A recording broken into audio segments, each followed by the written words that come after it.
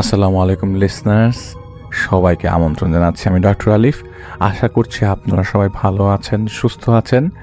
আমাদের কাছে অনেকদিন পর ওহুদের ঘটনা এসছে। আপনারা মাঝখান দিয়ে এক ভাই তানজিম হাসান, ওনার বাড়ি টাঙ্গাইল, উনি আমাদেরকে সৌদি থেকে ওহুদের ঘটনা পাঠিয়েছিলেন।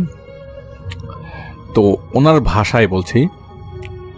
আমি এর আগে 2টা ঘটনা বলেছিলাম ওহুদকে নিয়ে, আশা করি মনে আছে সবার। তারপরে আরও অনেক ঘটনা ঘটেছে, সময়ের জন্য আর লেখা হয়নি। ইনশাআল্লাহ একটা একটা করে সব ঘটনা বলবো সবাইকে। ওহুদ আসে এখনো, কিন্তু বেশি সময় দেয় না আমাকে, কিছুক্ষণ থেকে চলে যায়। আমি কোনো বিপদে পড়লেও সে আর এখন তাড়াতাড়ি আসতে পারে না, কেন জানি না। সেও কিছু বলে না আমায় এই বিষয়ে। ঘটনাটা আমার সাথে শুরু হয়েছে এই বছরের অক্টোবর মাস থেকে। আমি আমার আগের বাসা ছেড়ে দিয়ে নতুন বাসা নিয়েছি, আবার নতুন বাসা নিতে হয়েছে। আগের বাসা থেকে যা 50 কিলোমিটার দূরে হবে। অক্টোবরের 1 তারিখ সব জিনিসপত্র নিয়ে নতুন জায়গায় চলে যাই। সেখানে গিয়ে জায়গাটা তেমন আমার পছন্দ হয়নি, কেমন জানি একদম নীরব, খুব বেশি মানুষ নেই। যা কিছু আছে সব সৌদি মানুষজন, এবং আজনবী আজনবী মানে নতুন মানুষজন, মানে এরকম অবস্থা আর কি। বুঝতে পারছি না কিভাবে থাকবে এখানে, মানে কথা বলার মতো বা কথা শোনার মতো লোকজনের অভাব আর কি। কিন্তু কি আর করার, পরে চাকরি করে তো আর নিজের মতো করে চলা যায় না। আর আমার এখানে কয়েকদিন কাজ ছিল না, তাই আস্তে আস্তে জিনিসপত্র সব রুমে গুছিয়ে রাখি। ভালো লাগে না সারাদিন একা, আর ওই জায়গায় মানুষ তেমন একটা নাই। আমি যেখানে থাকি একটা মানুষও নাই। বাইরে গেলে শুধু সৌদিদের সাথে দেখা হয়, বাংলাদেশ বা ভারতের বা পাকিস্তানের কেউ নেই যে বসে কথা বলবো বা কথা বলা যাবে। কি আর করার, একমাত্র সাথী এখন মোবাইল ফোন। সারাদিন শুয়ে শুয়ে শুধু মোবাইল ফোন দেখা, এভাবেই চলছিল। প্রায় 10 দিন চলে যায়। মোটামুটি একটু কাজও করতে হয় এখন। মালিক সেই আগের বাসা থেকে এখনও আসেনি, তাই ওরকম কাজ করতে হয় না। মালিক আসবে আরও 1 মাস পরে। কাজ শেষ করে রুমের সামনে গাড়িটা রেখে রুমে চলে আসি। দরকার ছাড়া বাইরে যাই না একদমই। প্রতিদিন এক জায়গায় গাড়ি রাখতাম, কে জানে যে জায়গাটা আসলে একটু ভয়ঙ্কর। কয়দিন পর রাতে ঘুমানোর পর দরজায় কেমন জানি একটা আওয়াজ শুনতে পাওয়া শুরু করলাম, বেশি জোরে। অনেক সময় ধরে হতো না আওয়াজটা, একটু হয়ে আবার বন্ধ হয়ে যেত। আমি ঘুমের মাঝেই মনে করতাম যে হয়তো বাতাসের শব্দটা হচ্ছে। এভাবেই কয়েকটা দিন যায়। তারপর মালিকের বাসায় সবাই এখানে চলে আসে। মালিকের বাচ্চা বউ সবাই এখন এই বাসায় থাকায় আমার একটু কাজও বেশি। যে কোনো সময় এদিক ওদিক যেতে হয়। মালিকের বাচ্চাগুলো রাস্তায় গিয়ে মাঝে মধ্যে খেলাধুলা করে। আমি যে জায়গায় গাড়ি রাখতাম ওখান দিয়েই বাসা থেকে রাস্তায় বের হতে হয়। এভাবে কয়েকদিন যাওয়ার পরে হঠাৎ একদিন রাত 12টার সময় আমার রুমে কে ডাক দেয় মালিকের ছেলে। বলে বাসার ভেতরে যেতে বলেছে মালিক। আমি কিছু বুঝতে পারিনি এত রাতে বাসার কি জন্য। তারপর আমি কিছুক্ষণ পর বাসার ভেতরে গিয়ে দেখি বাসার সামনে একটা হল রুম আছে। হলরুমে গিয়ে দেখি আমার মালিক আর তার 2টো ছেলেগুলো ছোট, আর একজন হুজুর টাইপের, হয়তো সম্ভবত কোনো মসজিদের ইমাম হবে, বসে আছে। পরে আমি তাদেরকে সালাম দেই। সালাম দেওয়ার পর মালিক আমায় বলে বসো। আমি এখনো জানি না কি জন্য এখানে আসলাম, কেন বা কি কারণ আমাকে ডেকেছে, আমাকে কিছুই বলেনি।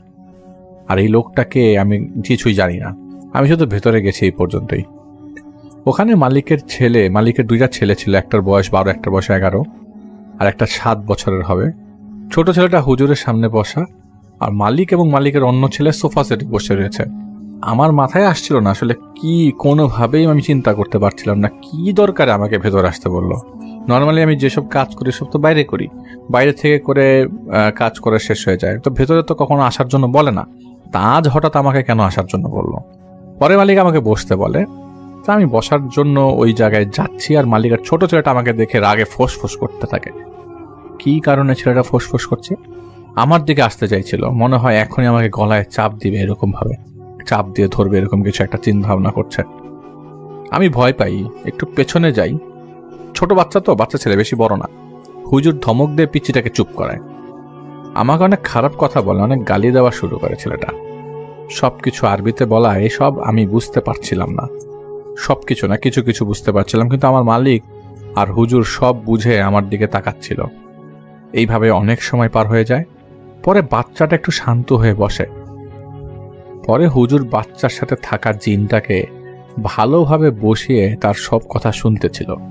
তখন বাচ্চার সাথে থাকা জিনটা বলতে শুরু করে, আমি প্রতিদিন বাসার গেটের সামনে রাস্তায় শুয়ে থাকি, এইখানে আমার থাকার জায়গা, এই বাসায় মানুষ না থাকায় আমি অনেক শান্তিতে থাকি, কেউ এসে ডিস্টার্ব করে না, মানুষজন আশেপাশে দিয়ে চলে যায়, কেউ তো দাঁড়ায় না, কিন্তু এই ছেলেটা, মানে আমার কথা বলছে, আসার পর থেকে আমার সব কিছু গোলমাল করে দেয়, আমায় শান্তিতে থাকতে দেয় না। আমি যখন এখানে শুয়ে থাকি গাড়ি নিয়ে এসে আমার পাশে রাখে, আমার অসুবিধা হয়, মাঝে মাঝে তো আমার হাতে পায়ের উপর গাড়ি রেখে চলে যায়, কিন্তু আমি কিছু বলি না যে ভুল করেছে। আমার জায়গায় যদি অন্য কোনো জিন জাতি থাকতো তাহলে এই ছেলেটাকে অনেক আগেই শাস্তি পেতে হতো, কষ্ট পেতে হতো। আমি ভালো দেখে কিছু করিনি এখনো, কিন্তু কতদিন মানুষের মতো আমাদেরও তো একটা লিমিট আছে। সীমা যখন পার হয়ে যায় তখন আর ভালো থাকা যায় না। প্রায় প্রতিদিন আমার কোনো না কোনো জায়গায় গাড়ি রেখে চলে যেত, পরে গাড়ি না সরালে আমার ওরকমভাবেই থাকতে হতো। কিভাবে এত কিছু সহ্য করে থাকি বলেন? বেশি বাইরে যেত না, গাড়ির নিচে চাপা দিয়ে রাখতো আমাকে। অনেকদিন সহ্য করার পর আর সহ্য হয়নি, তারপর থেকে শুরু করলাম তার ক্ষতি করা। অনেক চেষ্টা করি প্রতিদিন যে কোনো না কোনোভাবে ছেলেটাকে শাস্তি দিব, একটু ভয় দেখালেও তো রাগটা কমে। প্রতিদিনই ছেলেটাকে শাস্তি দিতে পারতাম, কিন্তু কোথা থেকে যে এসে ছেলেটাকে কেউ আগলে রাখে, ওই হারামি মেয়েটা, একটা মেয়ে আছে তো সম্ভবত সে ওহুদের কথাই বলছে। মেয়েটার জন্য এত চেষ্টা করেও ছেলেটা কোনো ক্ষতি করতে পারলাম না। পরে আমি প্রায় আরও 4 জনকে নিয়ে আসি, এখানে নিয়ে আসি, কিন্তু তারপরও মেয়েটা ছেলেটাকে কিভাবে জানিস দূরে, মেয়েটা আমাদেরকে দূরে সরিয়ে দেয়। রাতে মাঝে মাঝে রুমের দরজায় অনেক শব্দ করতাম ছেলেটাকে বোঝানোর জন্য, ঘুম ভাঙানোর জন্য, আর ছেলেটা এত ঘুমায় যে সব কিছু শুনতে পায় না। আরও অনেকভাবেই ভয় দেখাতাম, কিন্তু কোনোভাবেই ভয় পাচ্ছিল না। বেশি ক্ষতি করব না, তাই যাতে কিছু না হয় সে বিষয়ে খেয়াল রেখেই ভয় দেখাতাম।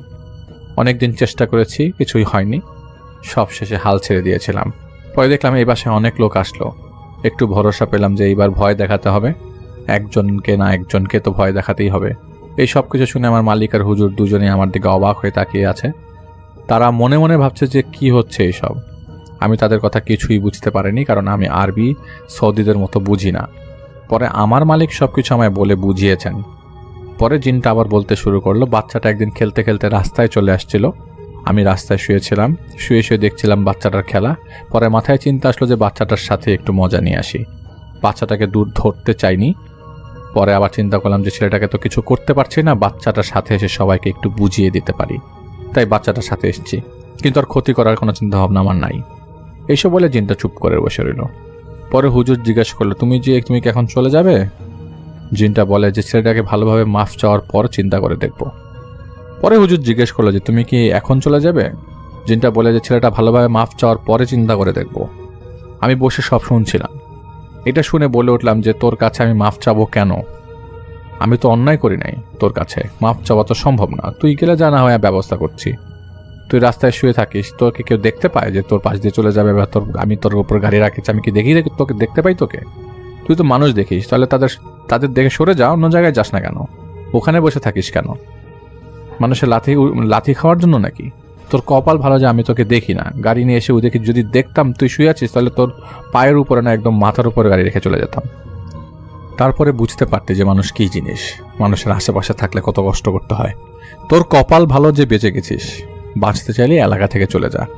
আমার কথা শুনে ভীষণ রাগ হয়, বকাঝকা দেওয়া শুরু করে দিল সে। আমার মালিক আর হুজুর আমার কথা শুনে অবাক হয়ে রইল যে সে ছেলে কি বলছে। আমি তো ভয় পাই না উহুদের জন্য, সে যেভাবেই হোক আমায় ক্ষতি করার চেষ্টা করছে, আমি এগুলি তো ভয় পাই না। পরে মালিক আর হুজুর মিলে জিনটাকে অনেক সময় ধরে বোঝায়, কিন্তু সে কোনোভাবেই রাজি হচ্ছিল না চলে যেতে। আমি বললাম যা হয়েছে, এখন ঝামেলা বাড়িয়ে লাভ নেই। অনেক সময় বোঝানোর পর সে রাজি হয়ে বলল যে তার সাথে এখানে যারা আছে তারা তাকে 2টা করে দুম্বা দিবে বা কিছু একটা দিলে এখান থেকে চলে যাবে অন্য কোনো জায়গায়, এখানে আর আসবে না, কারো কোনো ক্ষতি করবে না। বাসার কাছে একটা বাগান ছিল, ওখানে রাত 12টার পর দিয়ে আসতে হবে, পরে যেন কেউ না যায় ওই জায়গায়। পরে হুজুর বলে আচ্ছা ঠিক আছে, সমস্যা নেই, আমি দুম্বা দিয়ে আসবো তোদের জন্য, তোরা এখন চলে যা, আর কোনো সময় এখানে আসবে না। জিনটা রুমের দরজা খুলে দিতে বলে, পরে তারা ওখান থেকে চলে যায়। তার পরদিন আসরের নামাজ শেষ করে আমি আর আমার মালিক যাই মাজরায় দুম্বা কিনতে। 1300 রিয়াল করে 2টা দুম্বা কিনে নিয়ে আসি। রাতের বেলা হুজুর এসে দুম্বাগুলো দিয়ে আসে সেখানে বাগানে। এরপর থেকে আর কোনো সমস্যা হয়নি। এটা একটা ছোট ঘটনা ওনার কাছ থেকে আমরা পেয়েছি। এবং ভাই আপনাকে অনেক অনেক ধন্যবাদ, তানজিম ভাইকে অনেক ধন্যবাদ। আমি চাইবো যে আপনার উহুদের ঘটনা আমরা আরেকটু শুনি। তো আমরা একটা ছোট্ট ঘটনা আপনাদেরকে চাইলেই শোনাতে পারি। আমার কাছে একটা ঘটনা আছে, সাইফুল ভাই নামক এক ভাই আমাদেরকে একটা ঘটনা পাঠিয়েছেন। তিনি লিখেছেন, তিনিও বিদেশ প্রবাসী ভাই, তিনি আমাদেরকে ঘটনা, প্রবাস থেকে আজকে বেশ ঘটনা আছে আমাদের এখানে। তো উনি লিখেছেন, আমি আপনাদের সাথে কিছু ঘটনা শেয়ার করতে চাই। আমি একজন প্রবাসী, বিদেশ আসার পর এখানে অনেক কিছু ঘটেছে। আমার সাথে একবার ঘটেছে, আর বাকিগুলো আমি আমার বন্ধুদের কাছ থেকে শুনিয়েছি। ঘটনায় যাই। আমাদের কোম্পানির ব্লগ বানানোর জন্য আরেকটা কোম্পানি হতে লোক নিয়ে আসে। তো এই কাজ করার সময় একজন বাঙালি ভাই উপর থেকে পরে স্পট ডেড হয়ে যায়। তারপর থেকে ঘটনা শুরু। উনি মারা গেছেন আজ থেকে প্রায় 8 থেকে 10 বছর আগে। এখনো নাকি কেউ ওনার উপস্থিতি টের পায়। আমি তখনও কোম্পানিতে আসি নাই, এটা আগের ঘটনা। একজন বড় ভাই ছিল, তিনি কন্টিনিউ নাইট শিফটে কাজ করত এবং ডিউটি শেষ করে গাড়ির নিচে ঘুমাতো।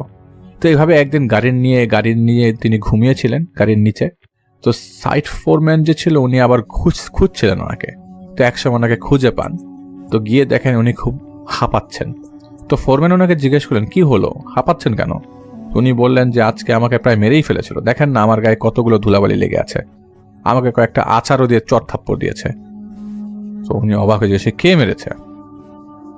তা তো দেখলাম না কে মেরেছে, আমার গাড়ির নিচ থেকে টেনে বের করলো আমাকে, আমার বাম পা ধরে টেনে বের করে 2-3টা আছাড় দিল, জামা কাপড় যেভাবে ধোয় সেভাবে আছাড় দিল, কয়েকটা চট থাপ্পড় দিল। এটাই ঘটনা। তো ঈদ বা ক্রিসমাসের ছুটির দিন জন্য 2 দিন বন্ধ ছিল। ছুটির আগে আমাদের এখানের একজনের ছোট একটা কাজ ছিল। আমরা যেখানে থাকি ওখানে উনি কাজের জায়গায় গেছেন, যেতে প্রায় 5-7 মিনিট সময় লাগে। তো ওখানে গিয়ে উনি কাজ করছিলেন। উনি ছিলেন গ্লাস রুমের ভেতরে। তো হঠাৎ তিনি বের হলেন ওয়াশরুমে যাওয়ার জন্য। পাশে আরেকটা কোম্পানি আছে। তো ওখানে এত শব্দ হচ্ছে যে হাতুড়ি দিয়ে লোহা পেটালে যেরকম শব্দ হয় এরকম শব্দ, যে মনে হচ্ছিল ওখানে কেউ কাজ করছে। তো ওই মুহূর্তে রাত তখন 2-3টা বাজে। উনি বুঝতে পারছেন যে এটা স্বাভাবিক কিছু না। তো উনি পরে সিসি ক্যামেরা ফুটেজ চেক করে, কিন্তু কিছুই দেখতে পান না, শুধু শব্দটা পেয়েছেন তিনি। উনি একা ছিল, আরও একজন ছিল তার সাথে। তো এই ছিল আরেকটা ঘটনা, ওই জায়গার ঘটনা যে জায়গার ঘটনা ঘটেছে।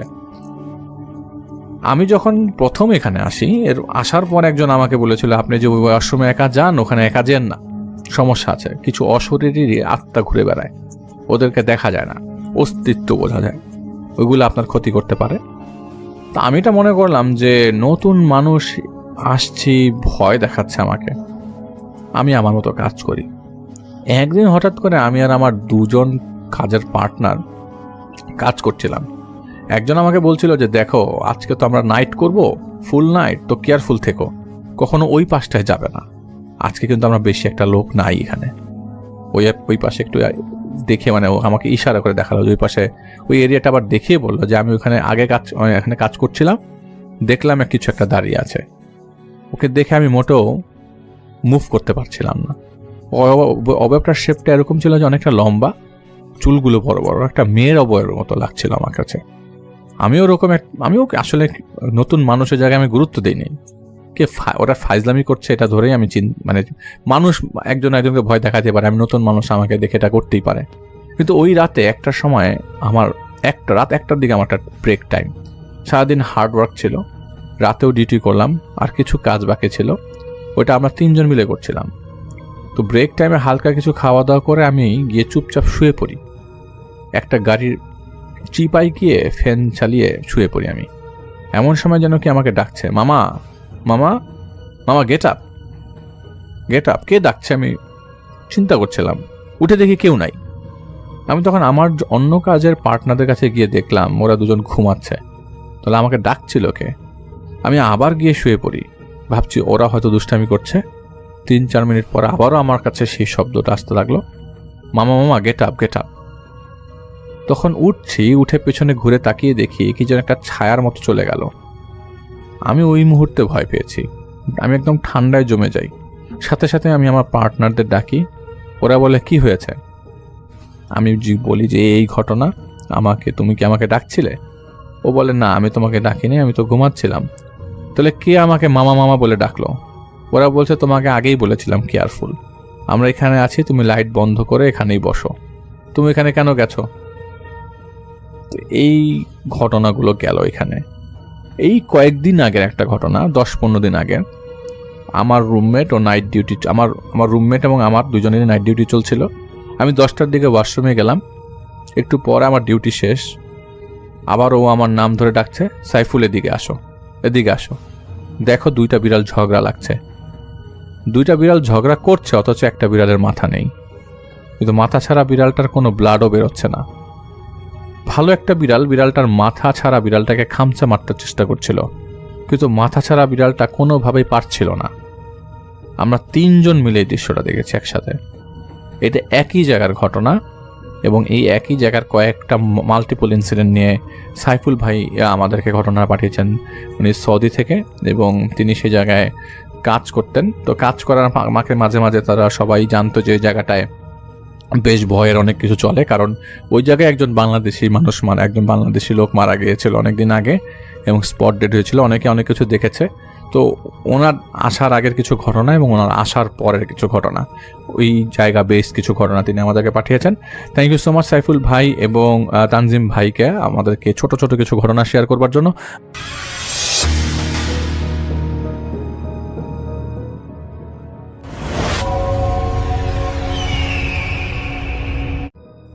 আসসালামু আলাইকুম রাসেল ভাই, আশা করি আপনি ভালো আছেন এবং ভালোর দলে আছেন। আমার নাম রাকিব। আমি একটি ঘটনা শেয়ার করতে চাই। সেই ঘটনাটি ঘটেছিল 2019 সালের শেষের দিকে, যখন আমি ঢাকার বাহিরে একটি ছোট্ট গ্রামে থাকতাম। আজও সেই রাতের কথা মনে পড়লে শরীর শিউরে ওঠে। আমি জানি না ঘটনাটির ব্যাখ্যা কি, তবে যা বলছি সবই আমার নিজের সঙ্গে ঘটেছে। আমাদের গ্রামের একদম শেষ মাথায় একটি পুরনো মসজিদ ছিল। মসজিদের পিছনে ছোট একটি কবরস্থান। জায়গাটা দিনের বেলা স্বাভাবিক মনে হলেও সন্ধ্যার পর কেউ সেখানে যেত না। গ্রামের বয়স্ক মানুষরা বলতেন ওখানে নাকি অদ্ভুত কিছু দেখা যায়। আমি এসব বিশ্বাস করতাম না। একদিন শীতের রাতে এশার নামাজ পড়ে আমি আর আমার বন্ধু সুহেল বাড়ি ফিরছিলাম। পথে গল্প করতে করতে হঠাৎ সুহেল বলল, চল কবরস্থানের পাশের রাস্তা দিয়ে শর্টকাট হবে, চল ওই দিক দিয়ে যাই।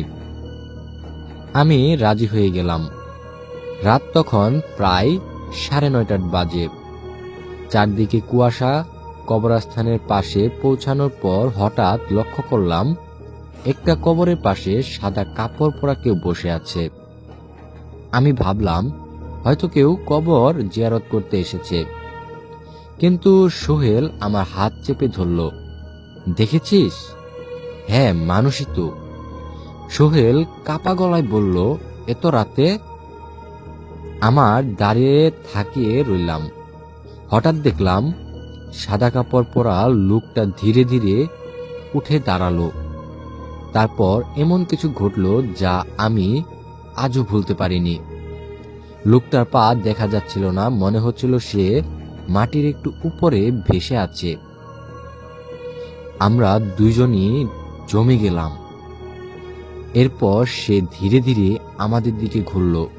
কুয়াশার মধ্যে মুখটা স্পষ্ট দেখা যাচ্ছিল না, কিন্তু তার চোখ দুটো যেন অস্বাভাবিক উজ্জ্বল ছিল। সুহেল হঠাৎ লা ইলাহা ইল্লাল্লাহ পড়তে শুরু করলো। আমি তখন তাকিয়ে আছি। কয়েক সেকেন্ড পর সেই অবয়বটা কুয়াশার মধ্যে মিলিয়ে গেল।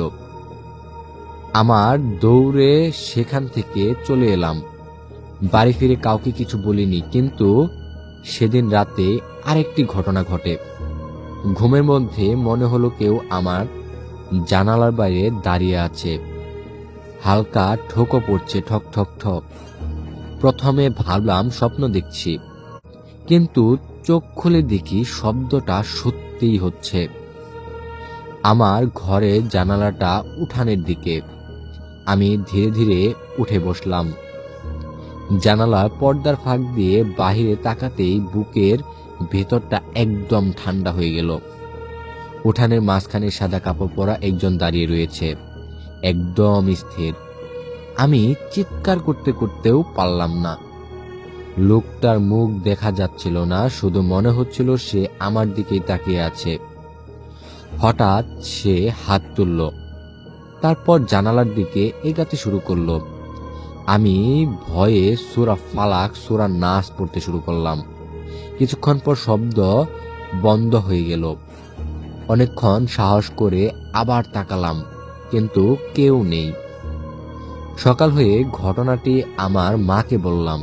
মা খুব ভয় পেয়ে আমাকে মসজিদের ইমাম সাহেবের কাছে নিয়ে গেলেন। ইমাম সাহেব সব কথা শুনলেন। কয়েকদিন আগে কবরস্থানে এক বৃদ্ধকে দাফন করা হয়েছে। তিনি আরো বললেন, রাতে ওইদিকে যেও না, নিয়মিত নামাজ পড়ো, কুরআন তেলাওয়াত করো। আমি বিষয়টা ভুলে যাওয়ার চেষ্টা করলাম, কিন্তু ঘটনা এখানে শেষ হয় না। 3 দিন পর ফজরের আগে ঘুম ভেঙে যায়। বাইরে তখনও অন্ধকার। হঠাৎ মসজিদের দিকে থেকে কান্নার মতো শব্দ শুনতে পেলাম। মনে হচ্ছিল কেউ খুব কষ্ট নিয়ে কাঁদছে। প্রথমে ভাবলাম কোনো মানুষ হয়তোবা, কিন্তু শব্দটা ক্রমশ অস্বাভাবিক হয়ে উঠল। একবার কাছে আসে, আবার দূরে চলে যায়। প্রায় 10 মিনিট শব্দটা থেমে গেল। ফজরের নামাজের পর গ্রামের কয়েকজনকে বললাম। তখন একজন বৃদ্ধ বললেন, তুই একা না, আমরা অনেকেই এই কান্নার শব্দ শুনেছি। তার কথা শুনে আমার শরীর কেঁপে উঠল। তিনি ঘটনা বলার আগেই শব্দের বর্ণনা হুবহু মিলে ফেলিয়েছিলেন। এরপর প্রায় 1 মাস আমি রাতে একা বের হইনি। সবচেয়ে ভয়ঙ্কর বিষয় হলো, সোহেলও একই সময়ে অদ্ভুত স্বপ্ন দেখতে শুরু করেছিল। সে বলল, বারবার স্বপ্নে একটি সাদা কাপড় পরা তাকে কবরস্থানের দিকে ডাকছে। অবশেষে গ্রামের ইমাম সাহেব কবরস্থানে গিয়ে দোয়া পড়লেন এবং সবাইকে নিয়মিত আমল করার পরামর্শ দিলেন। এরপর থেকে তিনি কোনো আর অস্বাভাবিক ঘটনা ঘটেনি। আমি আজও জানি না সেদিন যা দেখেছিলাম তা কি ছিল। হয়তো কুয়াশা আর অন্ধকারের চোখের ভুল, হয়তো অন্য কিছু, কিন্তু আমি এবং সোহেল একই জিনিস দেখলাম, একই ভয় অনুভব করলাম। তাই সেই রাতের পর থেকে আমি কখনো সেই গভীর কবরস্থানের পাশ দিয়ে হাঁটিনি। আল্লাহই ভালো জানেন সেদিন আমাদের সাথে আসলে কি ঘটেছিল। এই ছিল রাসেল ভাই আমার একটি ঘটনা। এই ঘটনাটি যদি ভালো লেগে থাকে তাহলে আপনাদের লিসেনারদের মাঝে ছড়িয়ে দিবেন। আমি আশা করছি আবার পরবর্তীতে কোনো সময় পেলে আবারও কোনো ঘটনা নিয়ে আপনাদের কাছে একটি ঘটনা পাঠাবো। তো সবাই ভালো থাকবেন। আসসালামু আলাইকুম।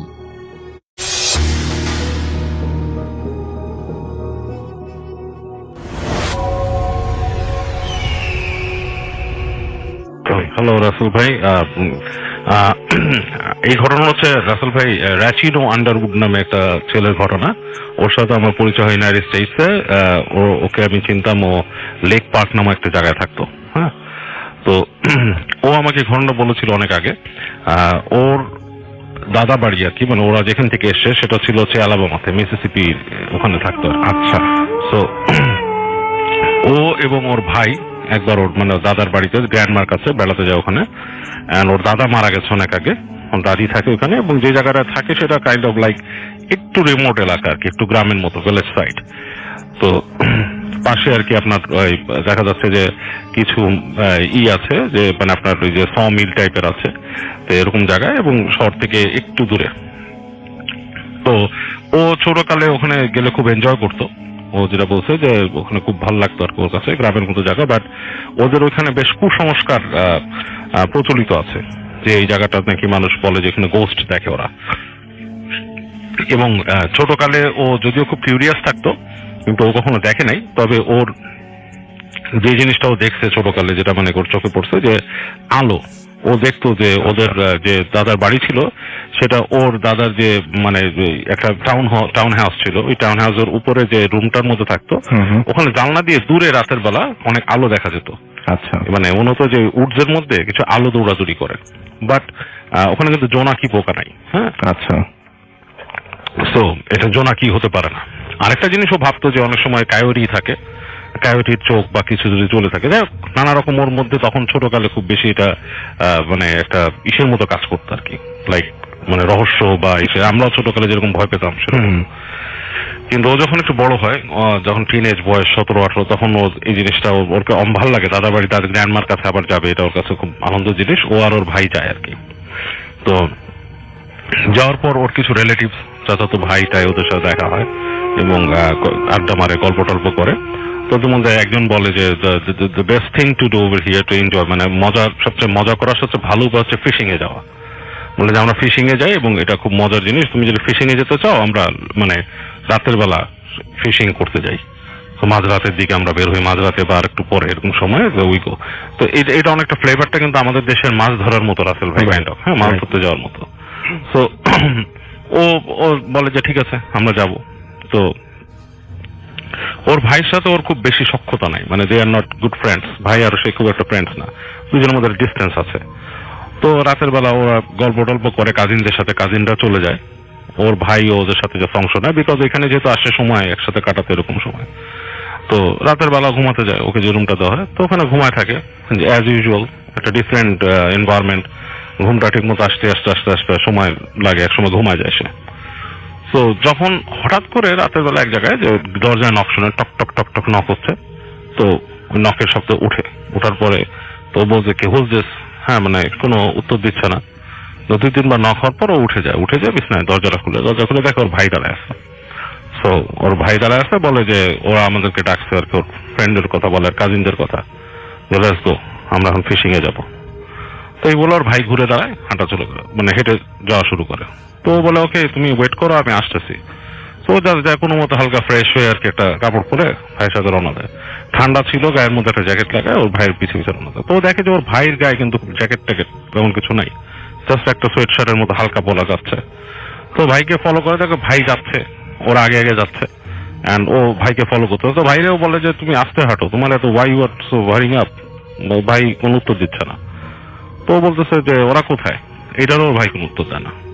তো একটু মানে হয়, বিরক্ত হয় ভাইয়ের উপরে। আর ও ছিল কৃষ্ণাঙ্গ, তো কৃষ্ণাঙ্গ সহজে গালাগালি করে, তো ভাইকে গালাগালি করতেছে পিছন থেকে। তো ভাই দেখতেছে ওইটারও কোনো রিপ্লাই দেয় না ওকে। তো হেঁটে হেঁটে হেঁটে হেঁটে একটা আপনার বোট হাউস আছে, বোট হাউসের কাছে চলে যায়। তো বোট হাউসের কাছে যাবে, তো ওর কাছে একটু অস্বস্তি লাগতেছে, কিন্তু কেউ নাই বোট হাউসে। সিম্পলি ও জাস্ট দেখে ওর ভাইটা হেঁটে গেল, পিছন দিয়ে দেখতেছে ভাইকে হেঁটে গেছে, হেঁটে যে ওই বোট হাউসের গেট খুলছে, ক্যাচ করে শব্দ হচ্ছে, অ্যাজ ইউজুয়াল ঢুকে গেছে ভিতরে, কটকট পায়ের শব্দ হচ্ছে। ও ওই পিছে পিছে ফলো যে গেটের কাছে যেয়ে দেখে। তো কিন্তু ও যেটা বুঝে বোট হাউসটার ভিতরে রাসেল ভাই মনে হয় যে অনেকদিন কেউ খুলে নাই, একটা ভ্যাপসা গন্ধ পুরো বোট হাউসের ভিতরে, অন্ধকার, বোট হাউসের ভিতরে একটা ভ্যাপসা গন্ধ এবং আলো নাই, অন্ধকার, ঘুটঘুটি অন্ধকার। ও চিন্তা করতেছে যে এখানে তো এমন হতে পারে আমার একটা পা দিলে পানিতে পড়তে পারে, ভাই কোথায়। তো ভাইয়ের নাম ধরে ডাকা শুরু করে, দেখা যাচ্ছে যে কোনো শব্দ নাই। একটু পরে দূর থেকে দেখে যে একটা আলো জ্বলছে এবং একটা বোটের উপরে আলোটা জ্বলছে, ওর ভাই বসা বোটের মধ্যে। তো ওখান থেকে শুধু ওকে বলতে শুনছে কামান ওভার। তো ও আস্তে আস্তে হেঁটে যায়, যে মানে একটু বিষোদ্গার করতে করতে বোটের উপর উঠে বসে, দেখে যে বোটটা ওর ভাই দাঁড় চালাচ্ছে। তো আস্তে আস্তে আস্তে করে বোট হাউসের যে দরজা দিয়ে বোটটা বের হয়ে আসে। তো পিছে বসে ও চিন্তা করতেছে যে ভাই যেহেতু কথা বলতেছে না, maybe he is not in a good mood, অথবা সে হয়তো ঘুম থেকে উঠে আসছে। তো ও শুধু জিজ্ঞেস করতেছে ওর কাজিনদের কথা, যে ওরা কই। তো ওকে একসময় উত্তর দেয় আছে, সামনে আছে, চলো। তো বোট চলতেছে, দাঁড় বাইতে বাইতে বাইতে বাইতে বেশ একটা, তো এমন লেকের এমন একটা জায়গায় আসে, সেই জায়গায় দুই পাশে শুধু গাছ এবং আর কিছু নাই। তো যেটা দেখা যাচ্ছে যে ওই বোটের মধ্যে যে আলোটা জ্বালছে ওরা, সেই আলোর থেকেই হালকা একটা মানে প্রতিফলন হয়ে আশেপাশে যতটুকু ছড়াচ্ছে পানিতে, এতটুকুই, এর বেশি কিছু দেখা যাচ্ছে না। আর পানি কেটে বোট চলতেছে। সো বোটটা যেতে যেতে যেতে যেতে একটা জায়গায় আসে, তখন ওই জায়গায় এসে ও দেখে যে মানে লেকটা এমন ভাবে বিভক্ত হয়েছে, বামে একদিকে গেছে আর ডানে। ইটস লাইক 3 রাস্তার মাথার মতো একটা জায়গার মধ্যে বোটটা এসে ওর ভাই দাঁড়া করায়, মানে দাঁড় বাওয়া ছেড়ে দেয়। ছেড়ে দেওয়ার পরে ওর দিকে হালকা ভাবে তাকায়, তার স্বভাবে তাকায়, বলে যে ইউ ওয়ান্না সি সামথিং। তো ও বলে হোয়াট। এটা বলার সাথে সাথে ভাই দেখে কি লাফ দিয়ে পানিতে পড়ে যায় ঠাস করে। এটা ওর জন্য একটা বিশাল আশ্চর্য। ভাই লাফ দিয়ে পানিতে পড়লে ইটস কোয়াইট কোল্ড, এরকম একটা কোল্ড, আর ওর ভাই পানিতে কেন লাফ দিল? তো ওর ভাইয়ের নাম ধরে ডাক দেয় আর কি। হ্যাঁ, যে কি হয়েছে, আমার সঠিক মনে আসতেছে না, ভাইয়ের নামও বলছিল। আচ্ছা আচ্ছা আচ্ছা। তো জোরে ডাক দেয়, দেখে যে কোনো কথা নাই। ভাইটা করে কি পানির মধ্যে ধাস করে পড়ছে, যে পানির মধ্যে একটা শব্দ হয়েছে, এবং ও আর কোনোই পাচ্ছে না। এবং ও তখন ভাবতেছে what kind of joke is this. আর ওর ভাই ওর সাথে এসব জোকও করে না। সো এবং থিং ইজ লাইক দ্যাট, যে পানির তলে যে ওর ভাই ডুব দিচ্ছে, নিচে কিছু দেখা যাচ্ছে না, পানিটাও কোয়াইট মানে কালো টাইপের কালার, নিচের থেকে কিছু আসতেছে না, ওই আলোতেও বেশি কিছু দেখা যাচ্ছে না। ও যে ওই ইটা ধরে ওখান থেকে, যে ল্যাম্পটা থাকে, ওই ল্যাম্পটা ধরে, ল্যাম্পটা নিয়ে ওইদিকে তাকায় দুকা দেয়, কিছু নাই, মানে এরকম একটা অবস্থা, মানে কাউকে দেখা যাচ্ছে না বা আলোতেও খুব একটা যাচ্ছে না। তো খুব থতমত হয়ে বসে যায়। এখন ও চিন্তা করতেছে আমি কি বোট নিয়ে ব্যাক করে চলে আসবো, নাকি আমি এখানে বসে থাকবো ভাইয়ের কথা। কাজ ও চিন্তা করতেছে, এরকম করে আপনার সময় পার হতে থাকে রাসেল ভাই, 1 মিনিট 2 মিনিট এরকম সময় পার হয়ে যাচ্ছে। আমাকে নো ওয়ে, একজন তো মানে দম বন্ধ করে এইভাবে পানির তলে থাকতে পারে না, আর ভাই কেন করবে? ওর কাছে পুরো ব্যাপারটা উইয়ার্ড লাগতে থাকে। এই সময় কি হয়, ওর বোটটাকে মনে হচ্ছে কি পানির নিচ থেকে ওর টানা শুরু করে রাসেল ভাই, লাইক নিচ থেকে কেউ ধরে বোটটাকে টানতেছে। আর এই টানের স্পিডটা এমন পর্যায়ে পৌঁছায় যে একটা মোটর লাগানো বোট থাকলে যেভাবে যেতে থাকে সেইভাবে ওটা যাচ্ছে। আচ্ছা। এবং ও তখন রীতিমতো ভয়ের চোটে চিৎকার করা শুরু করে রাত্রেবেলা। কিন্তু ওর চিৎকারটা মনে হচ্ছে আশেপাশে শুধু প্রতিফলিতই, মানে গাছে টাছে বাড়ি খেয়ে একটা লাইকা একো টাইপের হইতেছে, বাট কোনো অ্যান্সার নাই। এক পর্যায়ে সে খুব ভয়ে, বোটের স্পিড কেমন বাড়ছে, একটা কাঠের নৌকা বোটের একটা পাশে এরকম উঁচা হয়ে গেছে, মনে হচ্ছে ছেঁচড়ায় বোটটাকে পানির উপর থেকে নিয়ে চলে যাচ্ছে। এবং ও ডানে বামে তাকায়, তখন তাকায় দেখে ওই যে আলো দেখতো এখানে, সেরকম আলো আছে গাছের মধ্যে দিয়ে। হ্যাঁ, মনে হচ্ছে শর করে কিছু একটা পাস করতেছে গাছের মধ্যে, মানে খুব দ্রুত যদি হরিণ দৌড়ায় যায় রাসেল ভাই, জাস্ট লাইক দেখ সেরকম সাউন্ড দুই পাশে। হ্যাঁ, এরকম সাউন্ড। এক জায়গায় ওর কাছে মনে হচ্ছে হই হুল্লোড় করতেছে কিছু মানুষ এরকম। তো ও ওইটা শুনে ওর কাছে আরো ভয় লাগে, এবং হই হুল্লোড়ের শব্দগুলো জাস্ট লাইক কিছু মানুষ একসাথে বসে যদি জোরে আড্ডাবাজি করতে থাকে সেরকম, কিন্তু অন্ধকারের মধ্যে কিচ্ছু নাই সেখানে। তো এরকম করতে করতে হঠাৎ করে ওর চোখে পড়ে ওই আলোর মধ্যে যে দূরে একটা গাছ, পানির মধ্যে থেকে একটা গাছ এরকম বাঁকায় উঠছে গাছটা, এবং নৌকাটা প্রচন্ড জোরে গাছের সাথে ধাম করে বাড়ি খায়।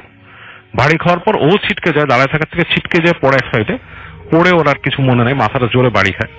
বাড়ি খাওয়ার পরে ও আর কিছু মানে জ্ঞান হারায় ফেলে। একটা সময় ওর যখন ওঠে, এক সময় ওর জ্ঞান ফিরে আর কি, তাকায় দেখে যে ওর নৌকাটা সেটা ওখানে আছে, পানিতে অনেকখানি তলায় গেছে নৌকার, আর একটা সাইড ওই গাছের সাথে বেঁধে আটকে আছে। তো কোনো মতে কাঠটারে মানে গাছটাকে আঁকড়ায় ধরে উপরে ওঠার চেষ্টা করে, গাছের ওখানে দাঁড়ায় যে বসে, মানে ওর একটা ইসের উপর বসে কাঁপতেছে থরথর করে, and or like he is losing sense. ঠিক আছে, তো ওর কাছে হঠাৎ নাকি মনে হয় যে ওই গাছের আশেপাশে অনেক মানুষ এসে জড়ো হচ্ছে কোথা থেকে। ইটস লাইক পানির উপরে, মানে ও দেখতে পাচ্ছে না, but he is feeling like মানুষ কেউ এসে আমাদের আশেপাশে দাঁড়াইলে আমরা যেটা ফিল করি সেরকম আশেপাশে জড়ো হচ্ছে মানুষজন, মানে অনেকগুলো মানুষ এরকম আশেপাশে জড়ো হচ্ছে, এবং ওর কাছে মনে ফিস ফিস ফিস ফিস শব্দ শুনতে থাকে। এরকম করতে করতে ও না আরেকটা স্টেটে চলে যায়, মেন্টাল স্টেট আরেক রকম হয়ে যায়, ও ধিম ধরে ওখানে পড়ে থাকে। সো এক পর্যায়ে সে লাইক বেহুশের মতো হয়ে যায়, তার সেন্সও নাই, আবার মানে একটা আধো ঘুম আধো জাগরণ এরকম একটা জগতের মধ্যেও চলে যায়। এরপরও অস্পষ্ট শব্দ শুনতে পায়, দূর থেকে কেউ কথা বলতেছে, এবং বোট আসছে, একটা লাইট পড়ছে ওর গায়ে, এবং এক সময় মানে ভোরের দিকে এটা হয়েছে, পুলিশের বোট এসে, মানে দিনের বেলা আর কি, দিন হয়ে গেছে, ভোর হয়ে গেছে, সকালে ওকে নিয়ে যায় হাসপাতালে, আকাশ পাতাল জ্বর থাকে। তো ওকে জিজ্ঞেস করে, এবং ওর ভাইকেও দেখে। তো ভাই বলে কি হয়েছে, বলে ওর ভাইকে বলে তুমি আমাকে ডেকে নিয়ে গেছিলে, বলে no I didn't call you, তোমাকে আমি কোত্থেকে রাখছি, আমি আমার মতো ঘুমাচ্ছি, আর নোবডি কল্ড আস। সকালের দিকে আমার কাজিনরা আসে ভোরের দিকে যে মাছ ধরতে যাবা কিনা, সো আমরা তখন বেরিয়েছি, তোমাকে পাইনি, বোট হাউসে একটা পুরানো বোট ছিল সেটাও পাইনি, দেন আমরা তুমি মিসিং দেখে আমরা খুঁজতে বেরিয়েছি, লোকাল শেরিফকে কল দিয়েছি, শেরিফ তার বোট নিয়ে বের হয়েছে, যেহেতু বোট নেই এখানে, খুঁজতে যায় তোমাকে আমরা এই জায়গায় পাইছি। অ্যান্ড ইউনো হোয়াট, যে গাছটা তোমাকে পাওয়া গেছে ওইটা একসময় সমতল জায়গা ছিল, ওইখানে একসময় কিছু শ্বেতাঙ্গ লোক ছিল যারা ওখানকার ভাইসরয় টাইপের ছিল, জমিদার টাইপের, ওরা ওই সময় আসে, ওরা ওদের স্লেভদের নিয়ে ওখানে ফাঁসি দিয়ে দিত। আচ্ছা, সেই কারণেই হয়তো এই ঘটনার সাথে এটার হয়তো রিলেশন আছে। তো র্যাচিনো যখন আমাকে বলছিল, তো ইট ওয়াজ লাইক কোয়াইট স্কেরি। তো আমার কাছে মনে হয়েছিল যে আসলে এরকম মানে হতে পারে। আমার কাছে জিনিসটা খুব স্ট্রেঞ্জ লাগছিল। এন্ড জলজ্যান্ত ওই মানুষটার সাথেই ঘটছে, আমার সামনে বসে আছে। তো আমার বলতেছে যে আমার সাথে হয়েছে, এখন তোমাকে আমার মিথ্যা বলার। ওরা কিন্তু অকারণে, এবং দেখেন মানে কত দূরের একটা ঘটনা, কিন্তু সেই ঘটনার সাথে বাংলাদেশে যেরকম হয় না এরকম হতো না, মানে অবশ্যই আমাদের দেশে এরকম অনেক ঘটনা অনেকের কাছে তাই না, শোনা গেছে। মানে হ্যাঁ এরকম। সেটাই। এন্ড এগুলা কিন্তু ওই যে একটা গবেষণা আমি শুনছিলাম যে পৃথিবীর বিভিন্ন দেশের ওই যে আপনার বিভিন্ন ওই যে ফোকলোরের সাথে হ্যাঁ। মিলে যায় সবকিছু। হ্যাঁ। কিন্তু এই যে গন্ধকাটা ভূত, তারপর এই সবকিছু যে মাছের জিনিসগুলা, হ্যাঁ, তারপর আত্মার ব্যাপার স্যাপার মানুষ যেগুলো বলে মিলে যায়। যদি আত্মা আমরা জানি যে এটা একটা সাথে জিন যে নাকি এই জিনিসটাকে ঘটায়, বারবার দেখায়, যার সাথে থাকা জিনটা সেই মানুষকে এই জিনিসগুলো দেখাতে থাকে। রাইট। এই আর কি। থ্যাংক ইউ সো মাচ বাবু ভাই।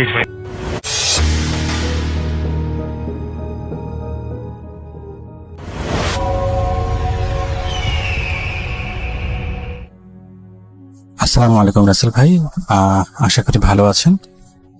আমরা জানি আপনি সবসময় ভালোর দলে। আমার নাম আরজেল, আমি ঢাকা যাত্রাবাড়ি এলাকা থেকে বলছি। আমি যে ঘটনাটির কথা বলছি সেটি আসলে গাজীপুরের একটি গার্মেন্টস ফ্যাক্টরি রিলেটেড ঘটনা।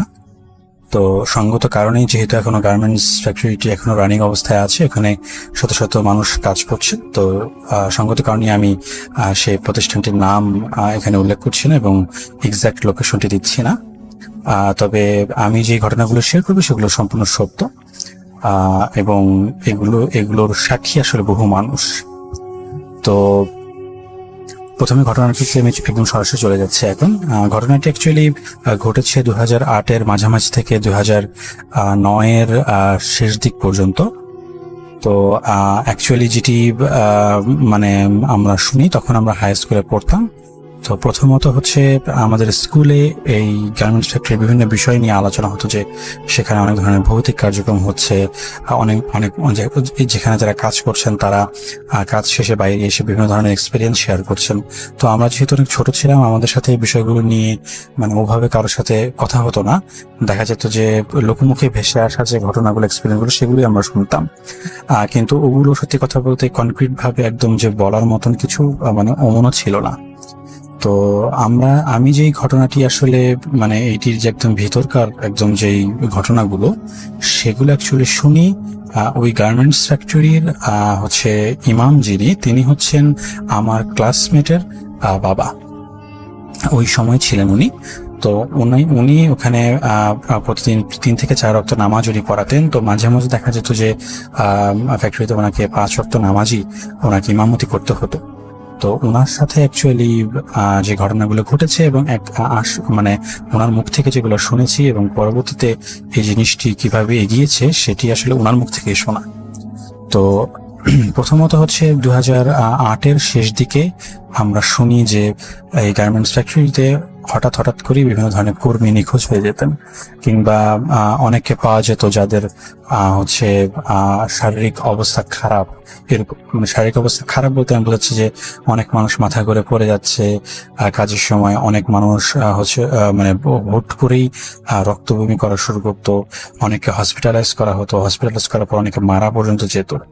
তো এই ধরনের বিষয়গুলো নিয়ে মানে আসলে কেন ঘটছে এগুলো, হাসপাতালের মানে কোনো ধরনের প্রথমে ধারণা করা হয়েছিল যে কোনো ক্ষতিকারক রাসায়নিক পদার্থের জন্য হয়তো এগুলো হচ্ছে, কিন্তু অ্যাকচুয়ালি পরবর্তীতে যে দেখা যায় যে পরবর্তীতে যে ঘটনাগুলো হয় কয়েক মাস পর থেকে শুরু হয়, সেগুলো হচ্ছে যে তাদের হুট করেই তাদের গায়ে আঁচড়ের দাগ পাওয়া যেত, বিভিন্ন কর্মীদের গায়ে দেখা গেল তারা অজ্ঞান হয়ে যাচ্ছে এবং পরবর্তীতে তাদের গায়ে আঁচড়, এরকম কিছু। তো এইভাবে ঘটনাগুলি বিভিন্নভাবে চলতে থাকে। তো এইগুলোর আসলে কোনো ধরনের সমাধান পাওয়া যাচ্ছিল না। তো প্রথমে যে জিনিসটা নিয়ে আসলে সত্যি কথা বলতে সবচেয়ে বেশি আলোচনা সৃষ্টি হয় সেটা হচ্ছে যে এখানে প্রতিদিনই দেখা গেল 1-2 করে যে কর্মী তারা নিখোঁজ হয়ে যেত, অর্থাৎ আজকে কাজে আসছে, তাদের সবকিছু ঠিকঠাক, তো হুট করে দেখা যেত যে তারা নেই। তো এই নিখোঁজ হয়ে যাওয়াটা মানে একটা পর্যায়ে, এবং যে তখনকার সময়ের সাথে কথা বলতে সিসিটিভি ক্যামেরা বা ওরকম অতটা মানে কমন ছিল না। তো এত মানে এটাকে চেক করার উপায় ছিল না যে তারা আসলে ফ্যাক্টরি থেকে কিভাবে বেরিয়েছে, কেউ কোনো ক্ষতি করেছে কিনা, এরকম বিষয়গুলো। আর একটা গার্মেন্টস ফ্যাক্টরিতে আসলে বিশাল একটি জায়গা জুড়ে অনেকগুলো কক্ষ, রুম, বিভিন্ন ধরন, মানে একদম মানে বিশাল একটি এরিয়া। তো এত বড় এরিয়া আসলে সম্পূর্ণটাও কোনো ধরনের সার্ভেইলেন্সের আন্ডারে আনাটা আসলে কষ্টসাধ্য ব্যাপার। তো যাই হোক, তো ওই নিখোঁজ হওয়ার পর থেকে যে জিনিসটা শুরু হয়, প্রতিদিনই ভাবে করে কয়েকজন করে মানে কাজে তারা যাচ্ছে আজকে, কিন্তু পরে তারা আর কাজ থেকে বাড়িতে ফিরে যাচ্ছে না। তো তাদের যে ফ্যামিলি মেম্বার আছে তারা পরের দিন সকালে হয়তো গার্মেন্টসের মানে গেটের সামনে এসে দাঁড়িয়ে থাকতেন। তারা মানে দেখতে চাইতেন যে তাদের স্বজন আসলে ভিতরে আছে কিনা, তাদের যে ফ্যামিলি মেম্বার যারা এখানে ওয়ার্কার, কিন্তু ওরকম কোনো রেসপন্স মিলতো না। তো এইভাবে করে, এবং আরেকটি বিষয় হচ্ছে যে যেহেতু গার্মেন্টস ফ্যাক্টরিতে দেশের বিভিন্ন জায়গা থেকে মানুষজন আসলে কাজ করতে আসতো, সবার আসলে মানে ওর মানে মানে দেখা গেল যে খুব ভালো ব্যাকগ্রাউন্ড থেকে খুব কম মানুষজনই আসতো। তো বেশিরভাগ সময় দেখা যেত যে তারা কোনো একটা হয়তো গার্মেন্টস কর্তৃপক্ষের কাছে কোনো একটা ক্ষতিপূরণ পেয়ে এই জিনিসটা নিয়ে তারা চুপসে যেত, বা এটি নিয়ে তারা কোনো স্টেপ নিত না। তো এইভাবে করে আসলে চলছিল। তো যেই জিনিসটা শুরু হয় 2009-এর শুরুর দিকে, ব্যাপক আকারে ঝামেলা হওয়া শুরু করে। ঝামেলা বলতে যেটা আমি বোঝাচ্ছি সেটা হচ্ছে, এবার বিভিন্ন ওয়ার্কারদের মৃত অবস্থায় পাওয়া যাচ্ছিল, তাদের হাত পা কাটা, কারো মাথায় কাটে, এরকম। তো এই বিষয়গুলোকে মানে কিভাবে যেন অনেক সময় এড়িয়ে যাওয়া হতো আর কি, গার্মেন্টস বিষয়গুলোকে এড়িয়ে যেত। এগুলোকে আইন শৃঙ্খলা রক্ষাকারী বাহিনীর আন্ডারে এনে কিছু করা বা এইসবের স্টেপ আমরা তখন শুনিনি যে গার্মেন্টস কর্তৃপক্ষ নিয়েছে, কিংবা নিলেও আমরা আসলে সত্যি কথা বলতে ওরকম সংবাদ পাইনি। তো আমাদের যিনি আঙ্কেলের নাম হচ্ছে মফিদ আঙ্কেল। তো সেই আঙ্কেলের কাছ থেকে পরবর্তীতে আসলে ঘটনার একদম বিবরণগুলো আমরা এভাবে শুনতাম। তো উনি যে জিনিসটা প্রথমে ফেস করেন আমি সেটি শেয়ার করছি। উনি প্রথমে যেটা ফেস করেন সেটি হচ্ছে যে একদিন উনি রাতের বেলা উনি ফজরের নামাজ পড়াবেন। ওদিন উনি ফ্যাক্টরিতে থেকে গিয়েছেন। তো ওনাকে আসলে থাকার জন্য একটি জায়গা করে দেওয়া হয়েছিল, সেটি হচ্ছে যে উনি একটি স্টোর রুমে থাকতেন, একটি ছোট স্টোর রুম, সেখানে একটি ছোট চৌকির মতো ব্যবস্থা করা ছিল, ওখানে তিনি বিশ্রাম নিতেন, ওখানে উনি থাকতেন যদি রাত্রে ওনাকে গার্মেন্টসে থাকতে হতো তাহলে। তো এই অবস্থাতে উনি দেখছিলেন যে ওনাদের যে করিডোর, দরজার সামনে করিডোর, সেই করিডোরের সামনে দিয়ে একটি ছায়া আসছে আর যাচ্ছে খুব দ্রুত, অর্থাৎ মানে একবার ডান থেকে বামে, একবার বাম থেকে ডানে, এইভাবে আসা যাওয়া করছে। তো ওই আঙ্কেল হচ্ছে তার যে রুমের যে দরজাটি সেটি কিছুটা খোলা রেখেছিলেন। তো ওইখান থেকে উনি অবয়বটা মানে অস্তিত্ব টের পাচ্ছিলেন যে আসতে যাচ্ছে। তো উনি যেটা এরপরে যেটা করেন সেটা হচ্ছে যে নর্মালি ওটি একটি স্টোর রুমের জায়গা, তো ওইখানে আসলে সাধারণত অত রাত্রে মানে কোনো ওয়ার্কারদের কাজেও আসার সম্ভাবনাটা খুব কম ছিল। তো উনি সন্দেহবশত উনি যেটা করেন, উনি উঠে দাঁড়ান বিছানা থেকে এবং উনি দরজাটাকে আর একটু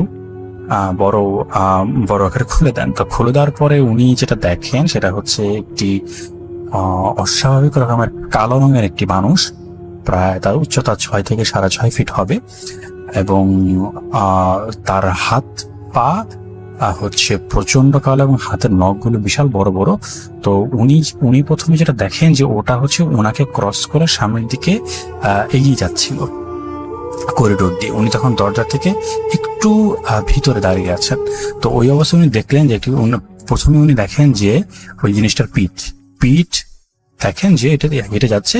ওটি পরনে ছিল একটি, আমরা গ্রামের যারা কৃষক আছেন তারা নাকি লুঙ্গি বা ধুতিকে আগে যে কাছা দিয়ে পরা জিনিসটাকে যেটা বলে, ওইভাবে একটা সাদা রঙের মানে লুঙ্গি বা ধুতির মতো কিছু একটা কাছা দিয়ে পরা। হ্যাঁ, তো এবং পরাটা আর বাকি শরীর আর কোনো কাপড় চোপড় নেই। তো ওইভাবে যাচ্ছে। তো উনি যখন দেখেন ওই জিনিসটা যখন আবার ব্যাক করছে, অর্থাৎ ডান পাশ থেকে যখন বাম পাশে যখন সে করিডোর থেকে আসছে, উনি তখন যেটা দেখলেন এই জিনিসটা কোনো মাথা নেই, এবং এটার মাথা হচ্ছে ওটার বাম হাতের উপরে সেটা নিয়ে ওটা হাঁটছে। এবং উনি যখন এই মাথাটার দিকে তাকালেন তিনি দেখলেন ওটা চোখ দিয়ে তাকিয়ে দিয়েছে, মুখ দিয়ে একটি মানে হাসির মতন একটি রিয়াকশন ওটি দিয়ে রেখেছে। এবং ওনাকে দেখা মাত্রই ওই জিনিসটি এতক্ষণ যে হাঁটাচলা করছিল বন্ধ করে সোজাসুজি ওই মফিদ আঙ্কেলের দিকে তাকিয়েছিলেন। এটি দেখে আমরা যিনি আঙ্কেল ছিলেন তিনি মানে অনেকটা ভারসাম্য হারিয়ে যাওয়ার মতন অবস্থা হয়, কিন্তু উনি আসলে অনেক মানে সাহসী একজন ব্যক্তি ছিলেন, এবং উনি যেহেতু একজন ইমাম ছিলেন তো উনি দোয়া দুরুদ বা ওনার যেসব পড়ার উনি থাকেন, তো একটা পর্যায়ে পড়তে পড়তে যে জিনিসটা দেখা যায় যে ওই জিনিসটা মানে উল্টো দিকে ঘুরে হচ্ছে চলে যাচ্ছে। উনি দেখলেন উল্টো দিকে ঘুরে চলে যাচ্ছে, এবং উনি সেই জিনিসটা করেন, ওই দরজা থেকে বেরোয় দেখেন এই জিনিসটা আসলে এই করিডোর থেকে গিয়ে একটা দিকে চলে গেল। তো উনি যখন একটু পিছু পিছু গেলেন, পিছু পিছু যাওয়ার পরে দেখেন এই করিডোর যে পরে যে ফাঁকা জায়গাটা, ফাঁকা জায়গায় গিয়ে দেখেন কোনো কিছু অস্তিত্ব নেই, কোনো কিছু ট্রেস নেই। তো উনি যখন এই জিনিসটা ফেস করেন তখন হচ্ছে অ্যাকচুয়ালি উনি আসলে ওনার যিনি সুপিরিয়র ছিলেন এখনকার জেনারেল ম্যানেজার, তাকে জানান। তো জেনারেল ম্যানেজার বলেন এগুলো আপনি ভুল দেখেছেন বা এগুলো নিয়ে আপনার চিন্তা ভাবনা করতে হবে না, এরকম কিছু একটা। তো বিপত্তি যেটা হয় যে এরপরে গার্মেন্টস এর অনেকেই এরকম দেখতে থাকে। তো এদেরকে ক্ষতি করা না হলেও তারা অনেকে ভয়ে দেখা গেল মানসিকভাবে অনেকে বিপর্যস্ত হয়ে পড়েন, অনেকে বিভিন্ন ধরনের কিছু এক্সপিরিয়েন্স করেন। তো এই আর ওদিক দিয়ে তো নিখোঁজ হওয়া কিংবা বলা চলতেছে। তো একটা পর্যায়ে গিয়ে যেটা হয় যে মানে এইখানে আসলে কাজ করার জন্য লোকের সংখ্যা মানে কমে আসে, কিন্তু কারণ এই জিনিসগুলো সব গোপন করার মতন। একটা পর্যায়ে যখন জানতে পারেন এইভাবে একজন একজন করে চলে যাচ্ছে প্রতিদিন অথবা একদিন পর পর, তখন অনেক মানুষ এখানে মানে কাজ করতে চাইতো না। তো একটি পর্যায়ে সত্যি কথা বলতে মালিক পক্ষ থেকে একজন যিনি এমডি তিনি আসেন এই আঙ্কেল সাথে কথা বলতে। তো কথা বলে উনি এই আঙ্কেলকে জানান যে অ্যাকচুয়ালি প্রায় বছর খানেক ধরে প্রতিদিন রাতে উনি একটা স্বপ্ন দেখেন। এই স্বপ্নটি হচ্ছে যে একটি কালো ধুতি পরা লোক, মাথাহীন লোক, ওনার এমডি ডেসক্রিপশন মতে আমাদের আঙ্কেল দেখেছেন হুবহু সেম অমর টেলর স্বপ্নে আসছে, এসে বলতেছে যে এইখানে মানে তুই টিকতে পারবি না, তোর এই প্রতিষ্ঠান টিকবে না, তুই যদি এখানে টিকাতে চাস তাহলে তোর মেয়েকে এখানে বলে দিতে হবে। উল্লেখ্য এমডির মাত্র একটি সন্তান ছিল, একটি মেয়ে সন্তান। তো হুজুরকে বলেন উনি এইটি প্রায় বছর খানেক ধরে দেখছেন, এবং যেদিন থেকে উনি আসলে দেখছেন সেদিন থেকেই উনি গার্মেন্টসের বিভিন্ন ধরনের এক্সপিরিয়েন্স সম্পর্কে উনি রিপোর্ট পাওয়া শুরু করেছিলেন। কিন্তু উনি এই বিষয়টাকে উনি মানসিকভাবে শুধুমাত্র যদি আর্থিক লোকসান হতো তাই না, উনি মানসিকভাবে এখন অনেক ভেঙে পড়েছেন। তো এই ঘটনাগুলো উনি ধামাচাপা দেওয়ার কদিন চলবেন। তো উনি অ্যাকচুয়ালি আঙ্কেলের কাছে এসে বলেন যে এই বিষয়ে কি ব্যবস্থা করা যায়। তো আঙ্কেল যেটি বলেন যে আসলে আমি এই বিষয়টি নিয়ে আমার পক্ষে আমার যে জ্ঞান, আমার যে ক্ষমতা সেই অনুযায়ী আসলে আমার পক্ষে করা সম্ভব না। তবে উনি আসলে আমার আঙ্কেল চট্টগ্রামের একটি বিখ্যাত মাদ্রাসা থেকে লেখাপড়া করেছিলেন। তো উনি বললেন যে উনার বড় ভাই আছেন যিনি এখন এই মাদ্রাসার শিক্ষক, তাকে তিনি আনতে পারেন, তিনি এসে আর কি ফাইন্ড আউট করতে পারে প্রবলেমটা কি। তো যে কথা সেই কাজ। তো ওরকম ভাবে খুব ইমিডিয়েট বেসিসে হচ্ছে ওই হুজুরকে চট্টগ্রামের সেই মাদ্রাসার হুজুরকে আনা হয়। তো চট্টগ্রাম মাঝে হুজুর উনি আসেন, উনি আসার পরে পুরো ফ্যাক্টরিটা ঘুরেন, উনি দেখেন সবকিছু, ঘটনা সবকিছু শোনার পরে উনি যেটা বলেন যে আমাকে আসলে এখানে কি হচ্ছে সেটা জানার জন্য আসনে বসতে হবে। তো যেই সব জিনিসপত্র নর্মাল আসনে বসার জন্য লাগে, যেমন মোমবাতি, আগরবাতি বা বিভিন্ন ধরনের জিনিস, এগুলো নিয়ে উনি গার্মেন্টস একটি ফাঁকা জায়গাতে উনি বসেন। তো বসার পরে উনি ওনার যেই জিনগুলো তাদেরকে উনি মানে ডাকেন। তো ডাকার পরে মানে ওনার সাথে জিনিসগুলো দেখেন। তো এই জিনরা যেটা বলে সেটি হচ্ছে যে আপনি যত তাড়াতাড়ি সম্ভব এখান থেকে চলে যান। এই জায়গাটিতে এত বড় শয়তানের মাধ্যমে এই জায়গাগুলোতে এমন কিছু কাজ করা হয়েছে, কুফরি কালামি করা হয়েছে, কিংবা এখানে কোনো কালো জাতে এমন কিছু একটা হবে করা হয়েছে যে এইখানে মানে এই সমস্যাটা মানে সলভ যারা করতে যাবে তাদেরকে নিঃশেষ করে দেওয়া হবে এমন কিছু একটা। তো আমাদের মানে ওই জিনরা বলছে যে তাদের শক্তিতে এটা কুলাবে না কাজ করা।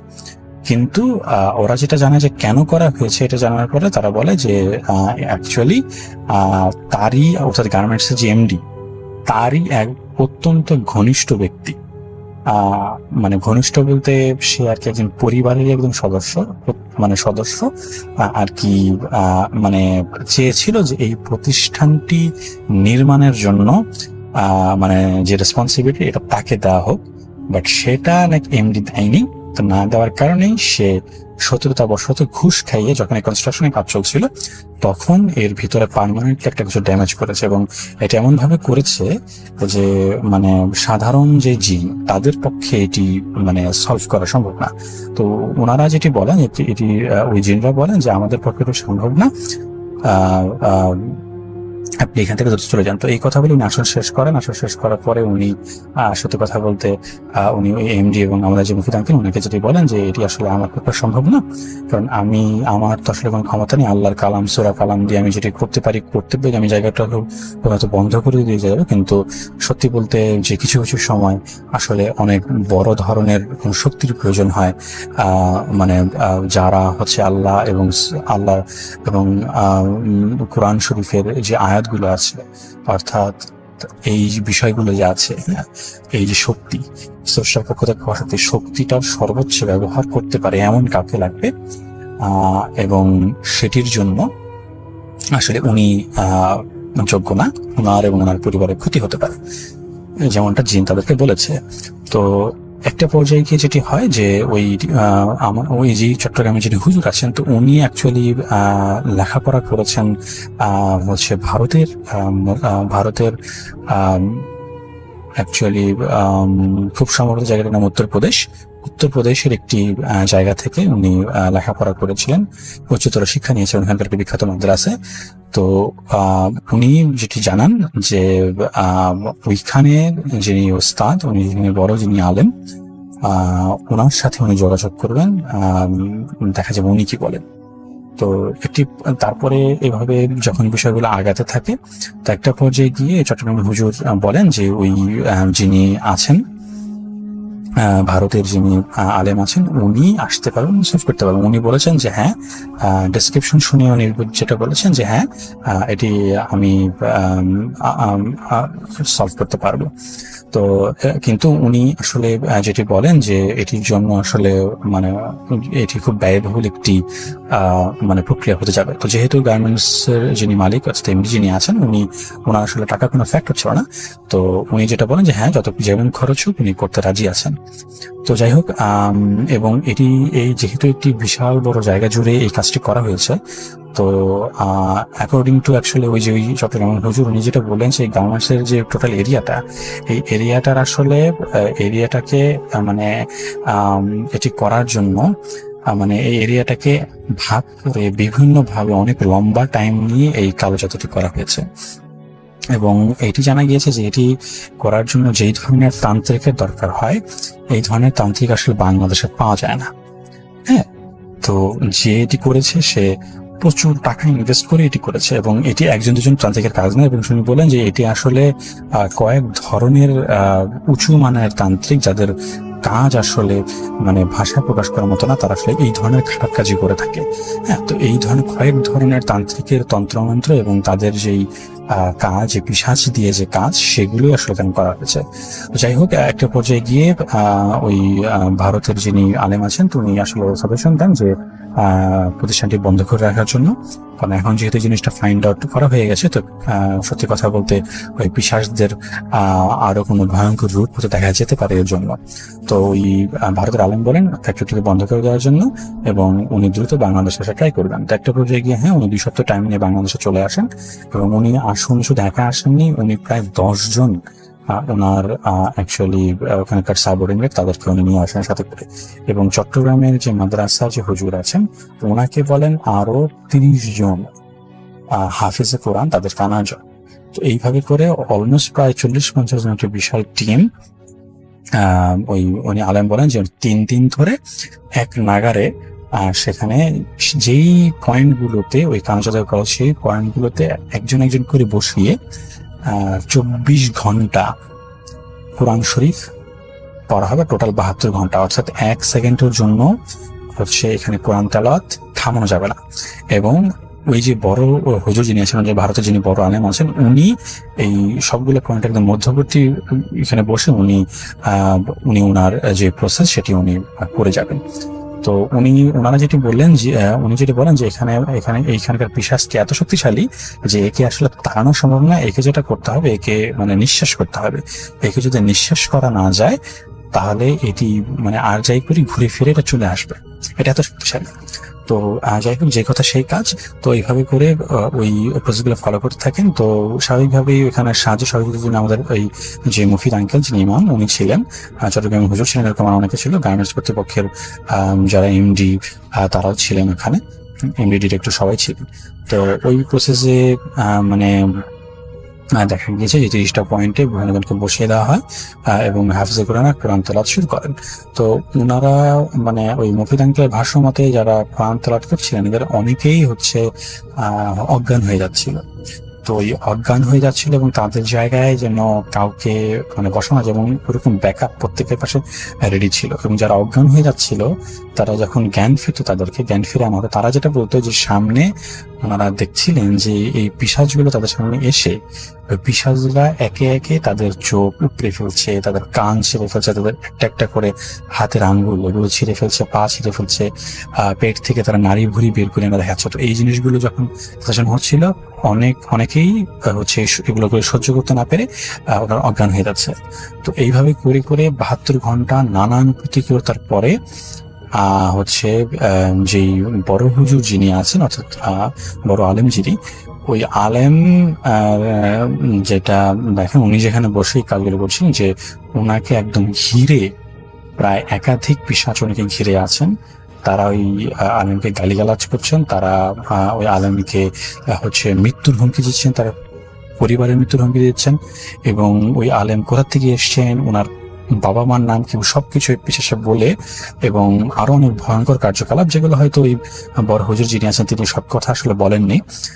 তো এই জিনিসগুলো, তবে এইখানের মানে অদ্ভুত বিষয়টি হচ্ছে যে এইখানে যারা আসলে জিনিসগুলো ফেস করেছে সবাই হচ্ছে প্রসেসে যুক্ত ছিল। সব প্রসেসের বাইরে, যেমন আমাদের মুফিদ আঙ্কেল ভাই, তারা কিন্তু আসলে কিছু দেখেনি।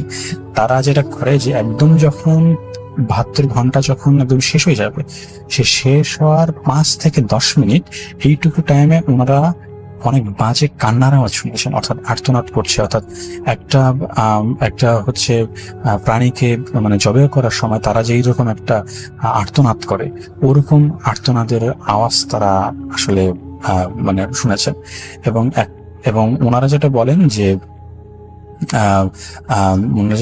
যে এই 5 থেকে 10 মিনিট এই আর্তনাদের খাওয়া এতটাই মানে ভয়ঙ্কর ছিল যে মুফিদ আঙ্কেল বা ওনারা যারা ছিলেন ওরা হচ্ছে কান বন্ধ করে রাখতে পারছিল।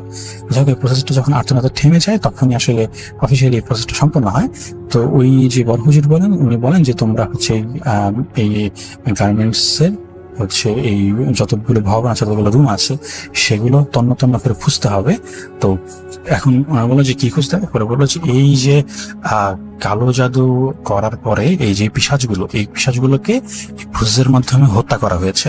উনি বলেন এই পিশাচগুলোর তাদের যে শরীর, অর্থাৎ তাদের যে তারা কোনো ফিজিক্যাল কোনো ধরনের প্রুফ তারা যে মারা গেছে এগুলো হচ্ছে এই ভবনের বিভিন্ন জায়গায় পাওয়া যাবে, কিন্তু তিনি শিওর বলতে পারলেন না যে তিনি ঠিক কোথায় জায়গা পাওয়া যাবে। তো তবে উনি আইডিয়া দিলেন যে যেসব জায়গাতে অনেক দুর্গন্ধ, যেমন হচ্ছে টয়লেট কিংবা এমন কোনো জায়গা যেখানে মানুষ সচরাচর আসলে মানে ওই জায়গাটায় মানুষ যায় না, মানুষের শ্বাস প্রশ্বাস যে জায়গাটাতে যায় না, হ্যাঁ, মানুষ যেখানে দাঁড়ায় না, মানুষ যেখানে অবস্থান করে না, এমন কোন জায়গা যেগুলো আছে অর্থাৎ দুর্গন্ধযুক্ত জায়গা এবং অন্য একদম বদ্ধ জায়গা, এরকম জায়গাগুলোতে তারা হচ্ছে কিছু না কিছু জিনিস পাবে। ওই জিনিসগুলোকে যেটা করতে হবে কালেক্ট করে একসাথে পুড়িয়ে দিতে হবে। এবং এমন যদি হয় যে একটি বাদ দিয়ে মানে বাকি সব করা হয়, তাহলে একটা থেকেই আবার ওখান থেকে একটা নতুন মানে এরা রেজারেক্ট করতে পারে, মানে এরকম একটি ধারণা হচ্ছে ওই হুজুর দিয়েছিলেন। তো উনি যেটা করেন, উনি ওনার নিজের যে সাথে করে আনান লোক তাদেরকে উনি কাজে লাগান। তো ওখান থেকে একটা পর্যায়ে প্রায় হচ্ছে 50 থেকে 60 জনের একটি দল তন্ন করে খুঁজে তারা যেগুলো পায় সেগুলো আসলে সত্যি কথা বলতে মানে তারা আসলে বিভিন্ন প্রাণীর বডি খুঁজে পায়, বডির বিভিন্ন পার্ট। যেমন কেউ হয়তো পেয়েছে যে একটি বিক্ষিপ্ত মাথাবিহীন কোনো বিড়াল পেয়েছে, কেউ কোনো কুকুর পেয়েছে, এবং এগুলো এমন না যে কোনো একটা মানে একদম আস্ত বডি পেয়েছে এরকম কিছু না, মানে তাদের শরীরের বিভিন্ন অংশ পেয়েছে। তো এইরকম কুকুর, বিড়াল, কেউ সাপ, এই ধরনের বিভিন্ন প্রাণীর মতন করে অনেক সময় মাছও পাওয়া গিয়েছে। তো এইভাবে করে তারা হচ্ছে অনেকগুলো তারা এরকম তারা পান, এবং পেয়ে ওনারা যেটা করেন যে একসাথে ওগুলোকে ওনারা পুড়িয়ে দেন। তো পুড়িয়ে দেওয়ার পরে ওই বড় হুজুর যিনি বলেন যে এখানে মাসে অন্তত একদিন হচ্ছে একটি কোরআন খতমের আয়োজন করতে হবে, যেখানে অন্তত 12 জন হাফেজে কোরআন এখানে সারা দিন এখানে কোরআন তেলাওয়াত করবে, অন্তত মাসের একটা দিন হলেও এটা করতে হবে। তো এর মাধ্যমে যেই মানে ওই ভারত থেকে আসা যে দলটি সেটি চলে যায়, চট্টগ্রামের মাদ্রাসা থেকে যারা আসে তারা ওইভাবে করে চলে যায়। তো এরপর থেকে আসলে আমরা ওইখানে ঘটা আর কোনো ঘটনা আমরা শুনিনি। এরপর থেকে আমরা যেটা শুনতাম, ওই যেই মালিক ছিলেন গার্মেন্টসের, উনি হচ্ছে প্রতি মাসে আয়োজন করতেন। উনি শুধু এটি করতেন না, উনি যেটি করতেন এর সাথে গরিব দুঃখীদের খাওয়া দাওয়ার উনি ব্যবস্থা করে দিতেন ওই একটি দিনে। তো এইভাবে হচ্ছে অ্যাকচুয়ালি ওই জিনিসটা মানে সলভ হয়। তো এখনো ওই গার্মেন্টসে আসলে এই রীতিটা চালু আছে কিনা জানি না, কারণ প্রায় 13-14 বছর হয়ে গিয়েছে। এর মধ্যে আরো অনেক ডিটেলস ছিল আসলে, যেগুলো আমার আবছা মনে আছে, যেহেতু অনেক আগের ঘটনা। আমি ওগুলো আসলে আবছা ভাবে শেয়ার করতে চাই না, যে জিনিসগুলো আমি শিওর মনে আছে সেগুলোই আমি আসলে শেয়ার করতে চাইছিলাম। তো এই পুরোটা মানে ঘটনাটি হচ্ছে 2008-এর আসলে মাঝামাঝি থেকে 2009-এর শেষ মুহূর্ত, এইরকম একটি জায়গা জুড়ে আসলে বছর দেড়েকের মতন কাছাকাছি জুড়ে বিস্তৃত ছিল। তো আমরা আসলে এই মুফিদ আঙ্কেলের কাছ থেকে এই বিবরণগুলোই শুনেছি। এবং এখানে আমি ব্যক্তিগতভাবে বলে রাখি যে আমার আসলে এই ঘটনাগুলো শোনার পর থেকে একটি ভৌতিক বিষয়ের উপরে আসলে আগ্রহ সৃষ্টি হয়, এবং এইখান থেকে আসলে আমার ভূত এফএমের শোনার যে যাত্রাটা সেটা শুরু।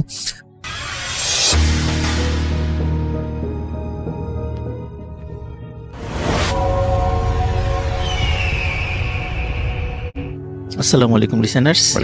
এখন যে ঘটনাটা আমি শেয়ার করবো, এটা আমাদের রাজবাড়ির ভৌত স্ট্রিমের সদস্য সজীব এটা কালেক্ট করে দিয়েছে আর কি। তো ধন্যবাদ সজীবকে। এখন যে ঘটনাটির সময়টা 2003 সাল। আর এই 3 সালে যিনি মানে তার নামটা হলো শরীফুল। তো উনি মানে যখন লেখাপড়া শেষ করেন, প্রায় টানা 3 বছর ওনার কোনো চাকরি হচ্ছিল না। তো 3 বছর পরে একটা মাইক্রো ক্রেডিট কোম্পানিতে ওনার চাকরি হন, এবং ওনার চাকরিটা হলো আপনার পাবনা জেলার ঈশ্বরদী থানাতে ওনার চাকরি হন। বাট ওনার যেই জায়গাটাতে ছিল সেটা হার্ডিঞ্জ ব্রিজ থেকে প্রায় 7 কিলোমিটার উত্তরে একটা জায়গাতে উনি থাকতেন আর কি। ওখানে একটা মেসে থাকতেন আর কি উনি। তো মেস কেন্দ্রিক রাসেল ভাই আসলে প্রথম ঘটনাটা শুরুর মানে সূত্রপাত। তো উনি যখন যে মেসটাতে থাকতেন, সেই মেসটা ছিল দোতলা বিশিষ্ট মেস। তো উনি দেখতেন যে দোতলাতে কোনো রুমগুলো ভাড়া দেওয়া হয় না, সব ভাড়া হচ্ছে নিচতলাতে। তো নিচতলাতে রুমগুলো খুব বেশি মানে একটু ঘিঞ্জি, একটু স্যাঁতস্যাঁতে, কিন্তু দোতলার রুমগুলো ভালো, কিন্তু কেন জানি দোতলার রুম কখনোই ভাড়া দেয় না। মানে একটা অদ্ভুত ব্যাপার। তো এইটা নিয়ে ওনার একটা কৌতূহল ছিল, কিন্তু ওইভাবে কখনো মানে প্রশ্ন করলেও কেয়ারটেকার কখনো ওনাকে ওইভাবে উত্তর দেয় নাই। আচ্ছা। তো উনি যে কাজটা করতেন, নর্মালি সকালবেলা অফিসে চলে যেতেন, আবার সন্ধ্যার দিকে ফিরে আসতেন। সন্ধ্যার দিকে ফিরে এসে অফিসের কিছু কাজ আবার ঘরে বসে উনি করতেন আলোতে। তো এখন উনি একদিন সন্ধ্যার পর বাসায় এসে যখনই দরজাটা খুলেছেন, রাসেল ভাই মাঝখানে আমি একটু হয়ে গেছে, সেটা হলো ওই রুমটা ঘিঞ্জি হওয়ার কারণে উনি ওই মানে কেয়ারটেকারকে বলে অনেক রিকোয়েস্ট করে দোতলার একটা বন্ধ রুম, মানে দোতলার রুমগুলো সবই প্রায় খোলা থাকতো, কিন্তু একটা রুম সবসময় বন্ধ থাকতো। উনি বন্ধ রুমটা অনেক রিকোয়েস্ট করে মানে দারোয়ান মানে কেয়ারটেকারের কাছ থেকে রিকোয়েস্ট করে রুমটা নেন আর কি। তো ওখানে 1-2 দিন একটু ভালো ছিলেন আর কি। 3 দিনের মাথায় উনি যখন ওই সন্ধ্যার পরে আসেন, তা আসার পরে দরজা যখনই খুলেছেন, হঠাৎ করে একটা প্রচন্ড গরম বাতাস মনে হলো জানালা দিয়ে ধপ করে ঢুকে ওনার শরীরে লেগে আবার দরজা দিয়ে বেরোয় চলে গেল। না বাতাস এমনি আসলে আমরা টের পাই, কিন্তু মনে হলো বাতাসটা ঢুকে মানে সোজা গায়ে লেগে আবার বের হয়ে চলে গেল, ওনার কাছে এমন মনে হলো। তো উনি মনে করলেন হয়তো বা গরমকাল, এরকমটা হতেই পারে। উনি এইভাবে এইটাই চিন্তা করেছেন আর কি। তো উনি যখন মানে ওয়াশরুম থেকে মানে ফ্রেশ হয়ে এসে যখন আয়নার সামনে দাঁড়িয়ে চুল আঁচড়াতে যাবেন, হঠাৎ রাসেল ভাই উনি দেখেন যে আসলে ওনার মাথার বেশ কয়েকটা চুল পুড়ে গেছে। শুধু চুল না, ওনার ভ্রু এখানেও বেশ কিছু পুড়ে গেছে। ওনার একটু দাড়ি ছিল, সেই দাড়িরও একটা অংশ পুড়ে গেছে। এবং ওনার মুখে, উনি তো সাধারণভাবে মুখ ধুয়ে চলে আসছিলেন বাইরে, জি। দেখে ওনার মুখে কালি লেগে আছে। তার মানে অনেক সময় দেখি না রাসেল ভাই, ওই যে ধোয়া অনেক সময় মুখে লাগলে কালো হয়ে যায় কিছু কিছু জায়গা, জি। তো মনে হলো যে ওই যে গরম বাতাসটা এসেছে, এই বাতাসের কারণে ওনার এরকমটা হয়েছে। উনি খুবই অবাক। আর একটা অবাক হলো যে উনি যখনই রুমে ঢুকেছেন অতটা মানে বিছানার দিকে তাকানোর সময় পান নাই। উনি বিছানার দিকে তাকিয়ে ওনার বিছানা একদম তছনছ করা, মানে আচ্ছা। একদম এলোমেলো করা। উনি চিন্তা করেছেন হয়তোবা উনি যখন বের হয়ে যাবেন তাড়াহুড়া এরকমটা করেছেন কিনা, উনি এরকমটা চিন্তা করেছেন, কিন্তু ওনার মনে পড়ছে না যে এরকমটা করতে পারে। তারপর উনি মনে মনে চিন্তা করেছেন এটা একটা কাকতালীয় ব্যাপার, এটা মনে করেই উনি মানে তখন চিন্তা করেছেন। কিন্তু রাসেল ভাই রাত যখন গভীর হয়েছে, অনেক রাত, তখন হঠাৎ, কারণ ওনার রুমটা ওই দক্ষিণ দিকে জানালা ছিল, একটু বাতাস আসতো, তো দক্ষিণ দিকে জানালার দিক দিয়ে হঠাৎ করে মানে খুবই একটা মানে ছোট বাচ্চা, 7-8 বছর বয়সে একটা বাচ্চা মেয়ের একটা কান্নার আওয়াজ ওনার কানে আসছিল। তো মানে হু হু করে কাঁদছিল। তো উনি প্রথম দিকে উঠেছেন, তখন ঘুম চলে আসছিল, ঘুম মানে জড়িত মানে চোখেই উনি উঠে দেখেন যে ওনার বাসার নিচে একটি ফ্রক পরা ছোট্ট একটা মেয়ে, সে বসে বসে কাঁদছে। উনি চিন্তা করেছেন হয়তোবা মানে ঘুম থেকে উঠেছি, আমার মানে চোখে আমি এখনো স্বপ্নের মধ্যেই আছি, এটা চিন্তা করে উনি আবার শুয়ে পড়েছেন। তারপরে উনি ঘুমিয়ে গেছেন, ওনার আর তখন আর কিছু মনে নাই। আর এই ঘটনাটা উনি প্রথম দিন কাউকে শেয়ারও করেন নাই। জি। তো পরের দিন রাসেল ভাই একই ঘটনা, তো তখন আর ওই গরম বাতাসটা হচ্ছে না, উনি প্রতিদিন জানালার কাছে কান্নার আওয়াজ শোনেন। এখন উনি চিন্তা করছেন যে এটা কি আমার মনের ভুল নাকি এটা সত্যি সত্যি। তখন উনি এই কেয়ারটেকারকে জিজ্ঞেস করেন, কেয়ারটেকার বলে যে এটা আপনার মনের ভুল, এরকম কিছু এখানে নাই, আচ্ছা। এরকম কিছু এখানে নেই, এটা আপনার সম্পূর্ণই মনের ভুল। তো চতুর্থ দিন রাসেল ভাই উনি একই রকম ভাবে শুয়ে আছেন গভীর রাত্রে, হঠাৎ তখন আর নিচে কান্নার আওয়াজ না, তখন উনি দেখছেন ঘরের মধ্যে একটা মানে দরজার কিনারে কালো একটা ছায়া মূর্তি বসে আছে, মানে তখন ওইখান থেকে কান্নার আওয়াজ আসছে। তখন উনি ঘুম থেকে জেগে জিজ্ঞেস করেন কে কে, জিজ্ঞেস করেন, দেখে ছায়া মূর্তির আস্তে আস্তে ওনার দিকে এগিয়ে আসছে।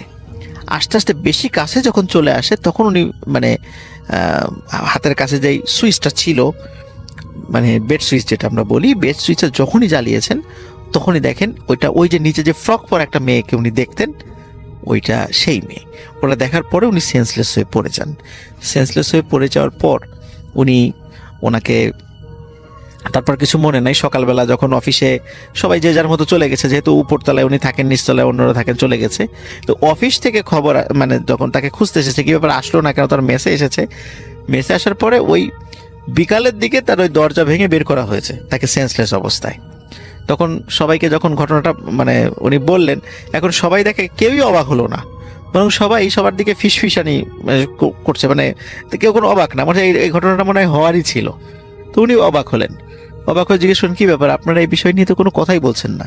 বলে যে এই দোতলার রুমটা অনেকদিন ধরেই বন্ধ, আপনি কেন এখানে উঠতে গেলেন, এখানে একটা সমস্যা রয়েছে।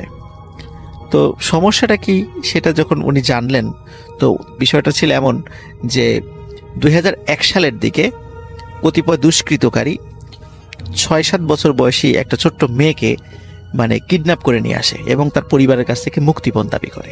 কিন্তু পরিবার মুক্তিপণ দেওয়ার পরও ওরা ওই মেয়েটিকে নৃশংসভাবে হত্যা করে।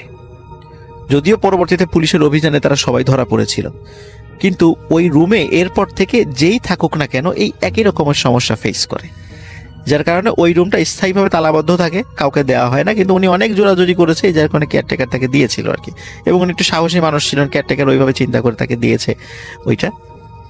তো যার ফলে উনি এই ধরনের একটু সমস্যার ফেস করেন। কিন্তু রাসেল ভাই সমস্যা মানে এখানেই শেষ না, সমস্যা আরও রয়েছে। সেটা হচ্ছে যে পরবর্তীতে উনি ওইখান থেকে ওই চাকরিটা ছেড়ে দিয়ে উনি যশোরে চলে আসেন। যশোর একটি প্রতিষ্ঠানে, একটা স্বনামধন্য প্রতিষ্ঠানটার নাম আমি বলবো না, স্বনামধন্য একটা প্রতিষ্ঠানে, সেখানে যেহেতু ওনার মাইক্রো ক্রেডিট মানে ক্ষুদ্র ঋণদান কর্মসূচিতে অভিজ্ঞতা ছিল, ওখানে একটা এনজিওতে উনি মানে কাজ নেন। এরপর উনি যখন বিবাহ করেন, ওনার একটা সন্তানও বাঁচত না, এবং অদ্ভুত ব্যাপার ওনার প্রত্যেকটা সন্তানেরই মানে ভূমিষ্ঠ হওয়ার পর মাথার কোনো না কোনো অংশ জি মানে নাই, মানে সেটা হয়তো বা মানে নষ্ট হয়ে গেছে বা খুলে পড়ে গেছে, মানে মাথার কোনো একটা অংশ নাই, এবং সবাই মৃত অবস্থায় জন্ম নেয়। আচ্ছা। এরকম 5 থেকে 6টা বেবি ওনার এরকম হয়েছে যে মাথার কোনো একটা অংশ নাই। 7 নাম্বার বেবি যেটা, তখনও তাকে আল্ট্রাসাউন্ড করার সময় ডাক্তার বলে দেন যে এই বাচ্চার তো মাথাই নাই। এই যে অদ্ভুত ব্যাপারগুলো রাসেল ভাই ওনার সাথে ঘটতে থাকে, তখন উনি বিভিন্ন লোকের মানে পরামর্শ নেন এই সমস্যাটার কারণ সম্পর্কে।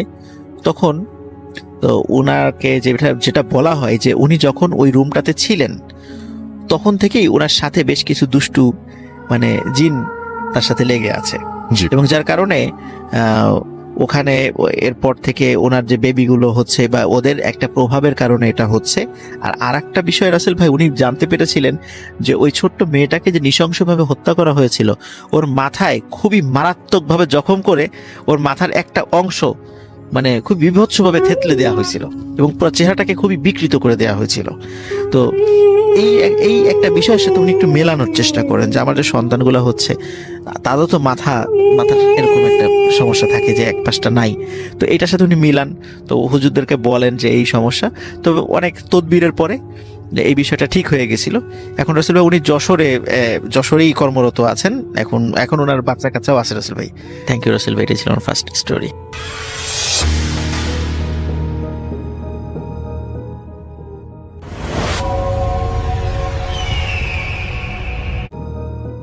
আসসালামু আলাইকুম লিসেনার্স এবং রাসেল ভাই, সবাইকে শুভেচ্ছা। সর্বপ্রথম আমাদের ঈদুল আজহার শুভেচ্ছা। সত্যি কথা বলতে রাসেল ভাই, I am honoured two present hair. আমি সত্যি খুব সম্মানিত বোধ করছি যে আজকের এই এপিসোডে আমাকে ইনভাইট করেছেন। এখন যে এই ঘটনাটি আমি শেয়ার করব সেটাও আমাদের রাজবাড়ী জেলার ঘটনা। তো এটা একটা বিলের ঘটনা। তো এই বিলের অবস্থানটা আমি একটু বলি। এই বিলটা রাজবাড়ী জেলার সুলতানপুর ইউনিয়নের মধ্যে পড়ে গিয়েছে আর কি। তো সুলতানপুর ইউনিয়নের মানে ধর্মসী গ্রাম থেকে এটা আসলে শুরু। তো এটাকে মাসাইলের বিল বলে। জি। এটা অনেক বড় বিল, কিন্তু মানে এমনি শুষ্ক মৌসুমে এটা অতটা বোঝা যায় না, কারণ সেখানে চাষাবাদ হয়। কিন্তু বর্ষাকালে এই যে কিছুদিন পর থেকেই যেটা শুরু হবে বর্ষাকাল, তখন অনেক মানে এত সুন্দর পরিবেশ, এবং ওখানে যেই বাড়িঘরগুলো আছে মানে দ্বীপের মতো দেখা যায়, মনে হয় যে একটা সমুদ্রে অনেকগুলো দ্বীপ এরকম মনে হয়। খুবই সুন্দর একটা পরিবেশ আর কি ওখানে। তো আমি নিজেও ওই বর্ষাকালে আমি সেখানে গিয়েছিলাম, খুব ভালো লেগেছিল। এখন আমি ওই বিল রিলেটেড একটা ঘটনা আমি আপনাদেরকে শেয়ার করব।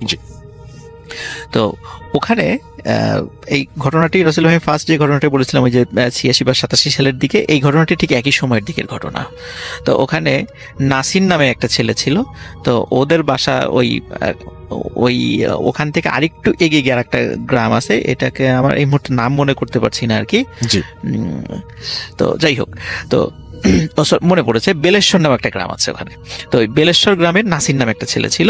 তো ওদের বাড়িতে কিছু আত্মীয় স্বজন এসেছিল রমজান মাসে। এটা ওই সময়টাও ছিল রাসেল ভাই রমজান মাস, বর্ষাকাল। তো রমজান মাসে যখন এসেছিল, তখন রমজান মাসে আসার পরে তো ওদের একটা প্ল্যান ছিল যে যেহেতু আমরা এক সময় একটা আসলাম, তাহলে একটা কাজ করি, আমরা সারাটা দিন যদি একটু বিলে নৌকা নিয়ে একটু ঘোরাঘুরি করি, ইফতারের আগে বাসায় চলে আসবো। এরকম একটা পরিকল্পনা ছিল তাদের, এবং সত্যি তাই 3 জন মিলে তারা একটা নৌকা নিয়ে ওই মাসাইলের বিল দিয়ে তারা ঘোরাঘুরি করছে আর কি। তো তারা বেরিয়েছে 12টার দিকে। তারা চিন্তা করেছে আবার ঘন্টাখানিক করে আমরা ইফতারের আগেই মানে আসরের সময় আমরা ফিরে আসবো, এরকম একটা প্ল্যানিং তাদের ছিল। তো ওরা যখন ওখানে ঘোরাঘুরি করছিল, তো যখন ফিরে আসবে, বাসায় ফিরে আসবে, আসরের সময় হয়ে গেছে, ফিরে আসবে, তো তখন হঠাৎ ওই যে একটা দ্বীপের মতো যেই ঘরবাড়ি আছে যেখানে একটু উঁচু করে, কারণ বর্ষাকালে ওই ঘরবাড়িগুলো তাদের তলিয়ে না যায়, এই জন্য মাটি ফেলে ওই উঁচুতে ঘরবাড়ি করা হয় ওখানে। তো ওখানে হঠাৎ করে দেখে যে 20-25 জন লোক ওদেরকে ডাকছে, জোরে জোরে ডাকছে, এই বাবারা এদিকে আসো, এদিকে আসো, আমাদের একটু সমস্যা হয়েছে, এদিকে আসো। তখন ওরা চিন্তা করে যাই দেখি কি সমস্যা। তো ওনারা সেখানে যান। তো যাওয়ার পরে বলছে যে দেখে যে মানে নতুন বিয়ে হয়েছে, সদ্য বিবাহিত একটা দম্পতি আছে। বিবাহের মানে লাল শাড়ি পরা বউ আছে, জামাইও আছে সেখানে। তো বললো যে আমরা তো আসলে ওই পাশে, বললো যে এখান থেকে প্রায় আধা কিলোমিটার বা 1 কিলোমিটার দূরে আর একটা বাড়ি আছে। তো বললো যে আর একটু সামনেই তো, এখন তো এই নতুন বউর শরীরে অনেক গহনা আছে, ডাকাতি হতে পারে, আমাদের নৌকা একটু সমস্যা হয়েছে, মেরামত করতে সময় লাগবে, জি। তো তোমরা একটু যদি হেল্প করতে, অন্তত এই হাজব্যান্ড ওয়াইফ যারা, এদেরকে একটু আগে আগে পৌঁছিয়ে দিয়ে আসো, সন্ধ্যার আগে পৌঁছে দিয়ে আমরা পরে যাব। তখন ওনারা চিন্তা করলেন যে ঠিক আছে, যেহেতু ওনারা এইভাবে বলছেন একটু উপকার করার দরকার, তো ওনারা জাস্ট শুধু, কারণ নৌকাটা ছোট ছিল, 5 জন ওঠার জন্য যদিও যথেষ্ট ছিল না, তারপরেও মানে ওরা ছিল 3 জন এবং ওই হাজব্যান্ড ওয়াইফ 2 জন, ওদেরকে উঠালো, উঠিয়ে তো বললো যে ঠিক আছে তোমরা চলে যাও। এখন রাসেল ভাই ওই ওনারা যে কোথায় যাবেন এটা জানতো না, শুধু জাস্ট ওই যেই হাজব্যান্ড যে ছিল যেখানে ওই মহিলার, তো তাকে জিজ্ঞেস করছিল যে আমরা কোন দিকে যাব। শুধু উনি কোনো কথা বলে না, শুধু হাত দিয়ে সামনে দেখে যে আপনি সামনের দিকে চলেন। তো নৌকা নিয়ে সামনে যাচ্ছে যাচ্ছে যাচ্ছে, অনেকক্ষণ হয়ে যায়, প্রায় 1 কিলোমিটার পার হয়ে গেছে। এদিকে কিন্তু রাসেল ভাই সন্ধ্যা নেমে আসছে, ওরা তো বাসায় গিয়ে ইফতার করবে, জি। সন্ধ্যা নেমে আসছে, কিন্তু পথ আর শেষ হয় না, এবং ওই যে দ্বীপের মতো কোনো ঘর বাড়ির ওরা দেখা পায় না, মনে হচ্ছে যে একটা মানে সমুদ্র বা এমন একটা নদীর মধ্যে তারা পড়েছে যে তার কোনো কুল কিনারা দেখা যাচ্ছে না। তখন ওদের মানে ওরা বলে যে ভাই আমরা আসলে কোন দিকে যাচ্ছি, আমরা তো পথ ভুল করছি না। তখন আবার ওই জামাইটা মানে যেই বর সেজনে ছিলেন, সে আবার হাত দিয়ে দেখাচ্ছে সামনে, ওরা সামনের দিকে যাচ্ছে, কিন্তু সামনে যত যায় মনে হচ্ছে যে ওরা কোনো উত্তাল স্রোতের মধ্যে আস্তে আস্তে চলে যাচ্ছে, এবং যতটাই সন্ধ্যা হচ্ছিল মনে হচ্ছে যে নৌকা চালাতে অনেক কষ্ট হচ্ছে এবং নৌকাটা আরো ভারী হয়ে আসছে। এখন ওরা চিন্তা করছে আমরা সারাদিন রোজা আছি, হয়তোবা এই কারণে শরীরের বল কমে গেছে, এই কারণে হতে পারে যে আমাদের ভারী মনে হচ্ছে। কিন্তু আমরা তো আগেও আসছি, মানে যে নাসির যে ছেলেটা বলছে আমি তো এর আগেও বর্ষাকালে আসি, এরকম স্রোত তো কখনো আমি বা এরকম দেখিনি, ঢেউ তো এরকম কখনো আমি দেখিনি, এখানে তো এরকম ঢেউ হয় না কখনো। তো একটু সন্দেহ লাগে রাসেল ভাই। আচ্ছা। কিন্তু যখন মাগরিবের আজান হয়ে যায়, আজান হওয়ার পরই রাসেল ভাই নৌকাটা এমন ভারী হওয়া শুরু হয় যে ওরা 3 জন মিলেও মানে বৈঠা দিয়ে নৌকাটা আগাতে পারছিল না। তখন ওদের বিশেষ করে নাসিরের মনে একটু সন্দেহ লাগে যে কি ব্যাপার, এমন হচ্ছে কেন। জি। তখন মানে ওরা ওই যখন সন্ধ্যা নেমে আসে, সন্ধ্যার পরে ওই নৌকায় যে 2 জন ছিল, এতক্ষণ শুধু মানে ওয়াইফের চেহারা দেখা যায় না, বড় ঘোমটা দিয়েছিল, শুধু যেই বর বেশে যে ছিল তার চেহারা দেখা যাচ্ছিল আগে দিনের বেলা। রাসেল ভাই যখন সন্ধ্যার পরে মানে অদ্ভুত রকমের 2টো চেহারা ওরা আবিষ্কার করলো ওদের নৌকায়, দেখলো নৌকার উপরেই আচ্ছা। যে মানে বধূ বেশে যে মেয়েটি ছিল তার ঘোমটা সে খুলে ফেলেছে, এবং মানে অত্যন্ত কালো এবং বিকট চেহারার একটা মহিলা সে, এবং তার মাথার পুরা মাথার 1/3 জুড়ে মোটা মানে দাগে সিঁদুর দেয়া তার মাথায়। আচ্ছা। এবং ওই যে সাথে যে বরবেশের যে লোকটা ছিল তার চেহারাও বিকট আকার ধারণ করেছে। তখন এরা 2 জন মিলে যে কাজটা করে রাসেল ভাই, ওই বর এবং বধূ বেশে যে ছিল, এরা 2 জন মিলে ওই 3 জনকে অ্যাটাক করে বসে এবং ধস্তাধস্তি হতে শুরু করে। আচ্ছা। এদিকে রাসেল ভাই যখন ওদের ফ্যামিলির লোকজন এই 3 জনকে খুঁজে না, যখন দেখে যে ইফতার সময় হয়ে গেছে ওরা আসছে না, তখন বিকাল হয়ে গেছে আসছে না, তখনই কিন্তু ওরা চিন্তা করেছে কোনো বিপদে পড়লো না তো, বেড়াতে আসছে 2টা ছেলে, ওরা তো বিপদে পড়ে নাই। ওনারাও রাসেল ভাই একটা নৌকা নিয়ে বের হয়েছিল। আচ্ছা। নৌকা নিয়ে বের হওয়ার পরে তখন ওনারা দূর থেকে, তখন 5 ব্যাটারি লাইট ছিল আর কি, টর্চ লাইট ছিল, দূর থেকে টর্চ মেরে মেরে দেখছিল কোথাও দেখা যায় কিনা, এবং আশেপাশের লোকদেরকে জিজ্ঞেস করছে এরকম টাইপের 3 জনকে নৌকা নিয়ে কোথাও দেখেছো। তখন অনেকেই বলেছে যারা ওই মাছ ধরে রাসেল ভাই সন্ধ্যার আগে ফিরে আসছিল, তখন ওনারা বলতেছিল যে হ্যাঁ 3টা ছেলেকে তো নৌকা নিয়ে যাওয়া দেখলাম। তখন রাসেল ভাই এখানে একটা বিষয়, যারা এসেছে ফিরছে তারা কিন্তু সবাই ওই নৌকায় 3 জনকে দেখেছিল, কিন্তু নৌকায় কিন্তু আসলে 3 জন ছিল না, ছিল 5 জন। কিন্তু যারা ফিরছিল ওরা কিন্তু কেউ নৌকায় 5 জনকে দেখে নাই, দেখেছে 3 জনকে। তখন ওরা যারা ওই এসেছিল তখন জানে যে অনেক সময় বর্ষাকালে এই সমস্ত জায়গায় কিছু ভয়ের ঘটনা ঘটে থাকে, তখন ওরা চিন্তা করছিল আমাদেরকে আরো দ্রুত সামনের দিকে গিয়ে ওদেরকে খুঁজতে হবে। তখন ভাই অনেক দূরে যখন এসেছে তখন টর্চ যখন মেরেছে তখন দূরে একটা নৌকা ওরা দেখছিল, তখন মনে হচ্ছিল যে 3 জন লোক একটা নৌকায় ধস্তাধস্তি হচ্ছে কোনো কিছুর সাথে, কিন্তু কার সাথে হচ্ছে সেটা দেখা যাচ্ছে না। তখন ওনারা দ্রুত নৌকা চালিয়ে সেখানে যান এবং 3 জনকে গিয়ে ওখানে অচেতন অবস্থায় পান। এবং আরেকটা জিনিস রাসেল ভাই, ওনারাও এখানে গিয়ে আবিষ্কার করেন যে সত্যি সত্যি নৌকাটা এমন একটা জায়গায় যে ভয়ঙ্কর ঢেউ সেখানে ছিল, যে যে কোনো আচ্ছা। সময় ওই নৌকাটা যদি মানে উল্টিয়ে যায়, মানে ওরা তো অচেতন হয়ে গেছিল, ওরা কিন্তু আর সাঁতার কাটতে পারবে না, ওরা ওখানে মারা যাবে। তখন আচ্ছা। ওখান থেকে অচেতন অবস্থায় তাদেরকে উদ্ধার করা হয়। পরবর্তীতে তাদের যখন জ্ঞান ফেরে তখন তারা এই সকল ঘটনা খুলে বলে।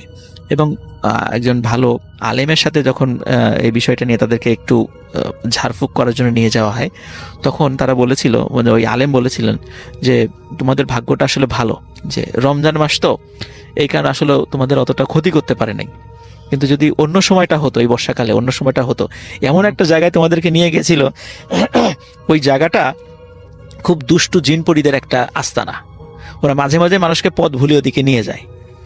তো তোমরা এই সময়ের কারণে, রমজান মাসের কারণে ওরা অতটা তোমাদেরকে ক্ষতি করতে পারে না, আল্লাহ তোমাদেরকে বাঁচিয়ে দিয়েছেন আর কি।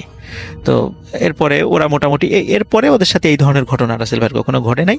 এবং মাসাইলের বিলে বর্ষাকালে এরকম বেশ কিছু প্লেস আছে রাসেল ভাই, যেখানে সন্ধ্যার পরে লোকজন কেউ যায় না, ওখানে এখনো এই ধরনের কিছু সমস্যা রয়ে গেছে।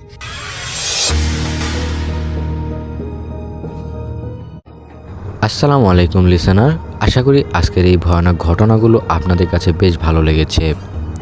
এরকম ভয়ানক ঘটনা শুনতে এখনই এই চ্যানেলটি সাবস্ক্রাইব করে সাথে থাকা বেল আইকনটি অন করে ফেলুন, যাতে পরবর্তী ভিডিও ছাড়ার সাথে সাথে আপনারা এই ঘটনাগুলো আবারও শুনতে পারেন। আমি আপনাদের জন্য প্রতিনিয়ত বাছাই করে নতুন নতুন ঘটনা আপনাদের কাছে এসে শেয়ার করি, তাই অবশ্যই এই চ্যানেলটি আপনাদেরকে সাবস্ক্রাইব করে সাথে থাকতে হবে।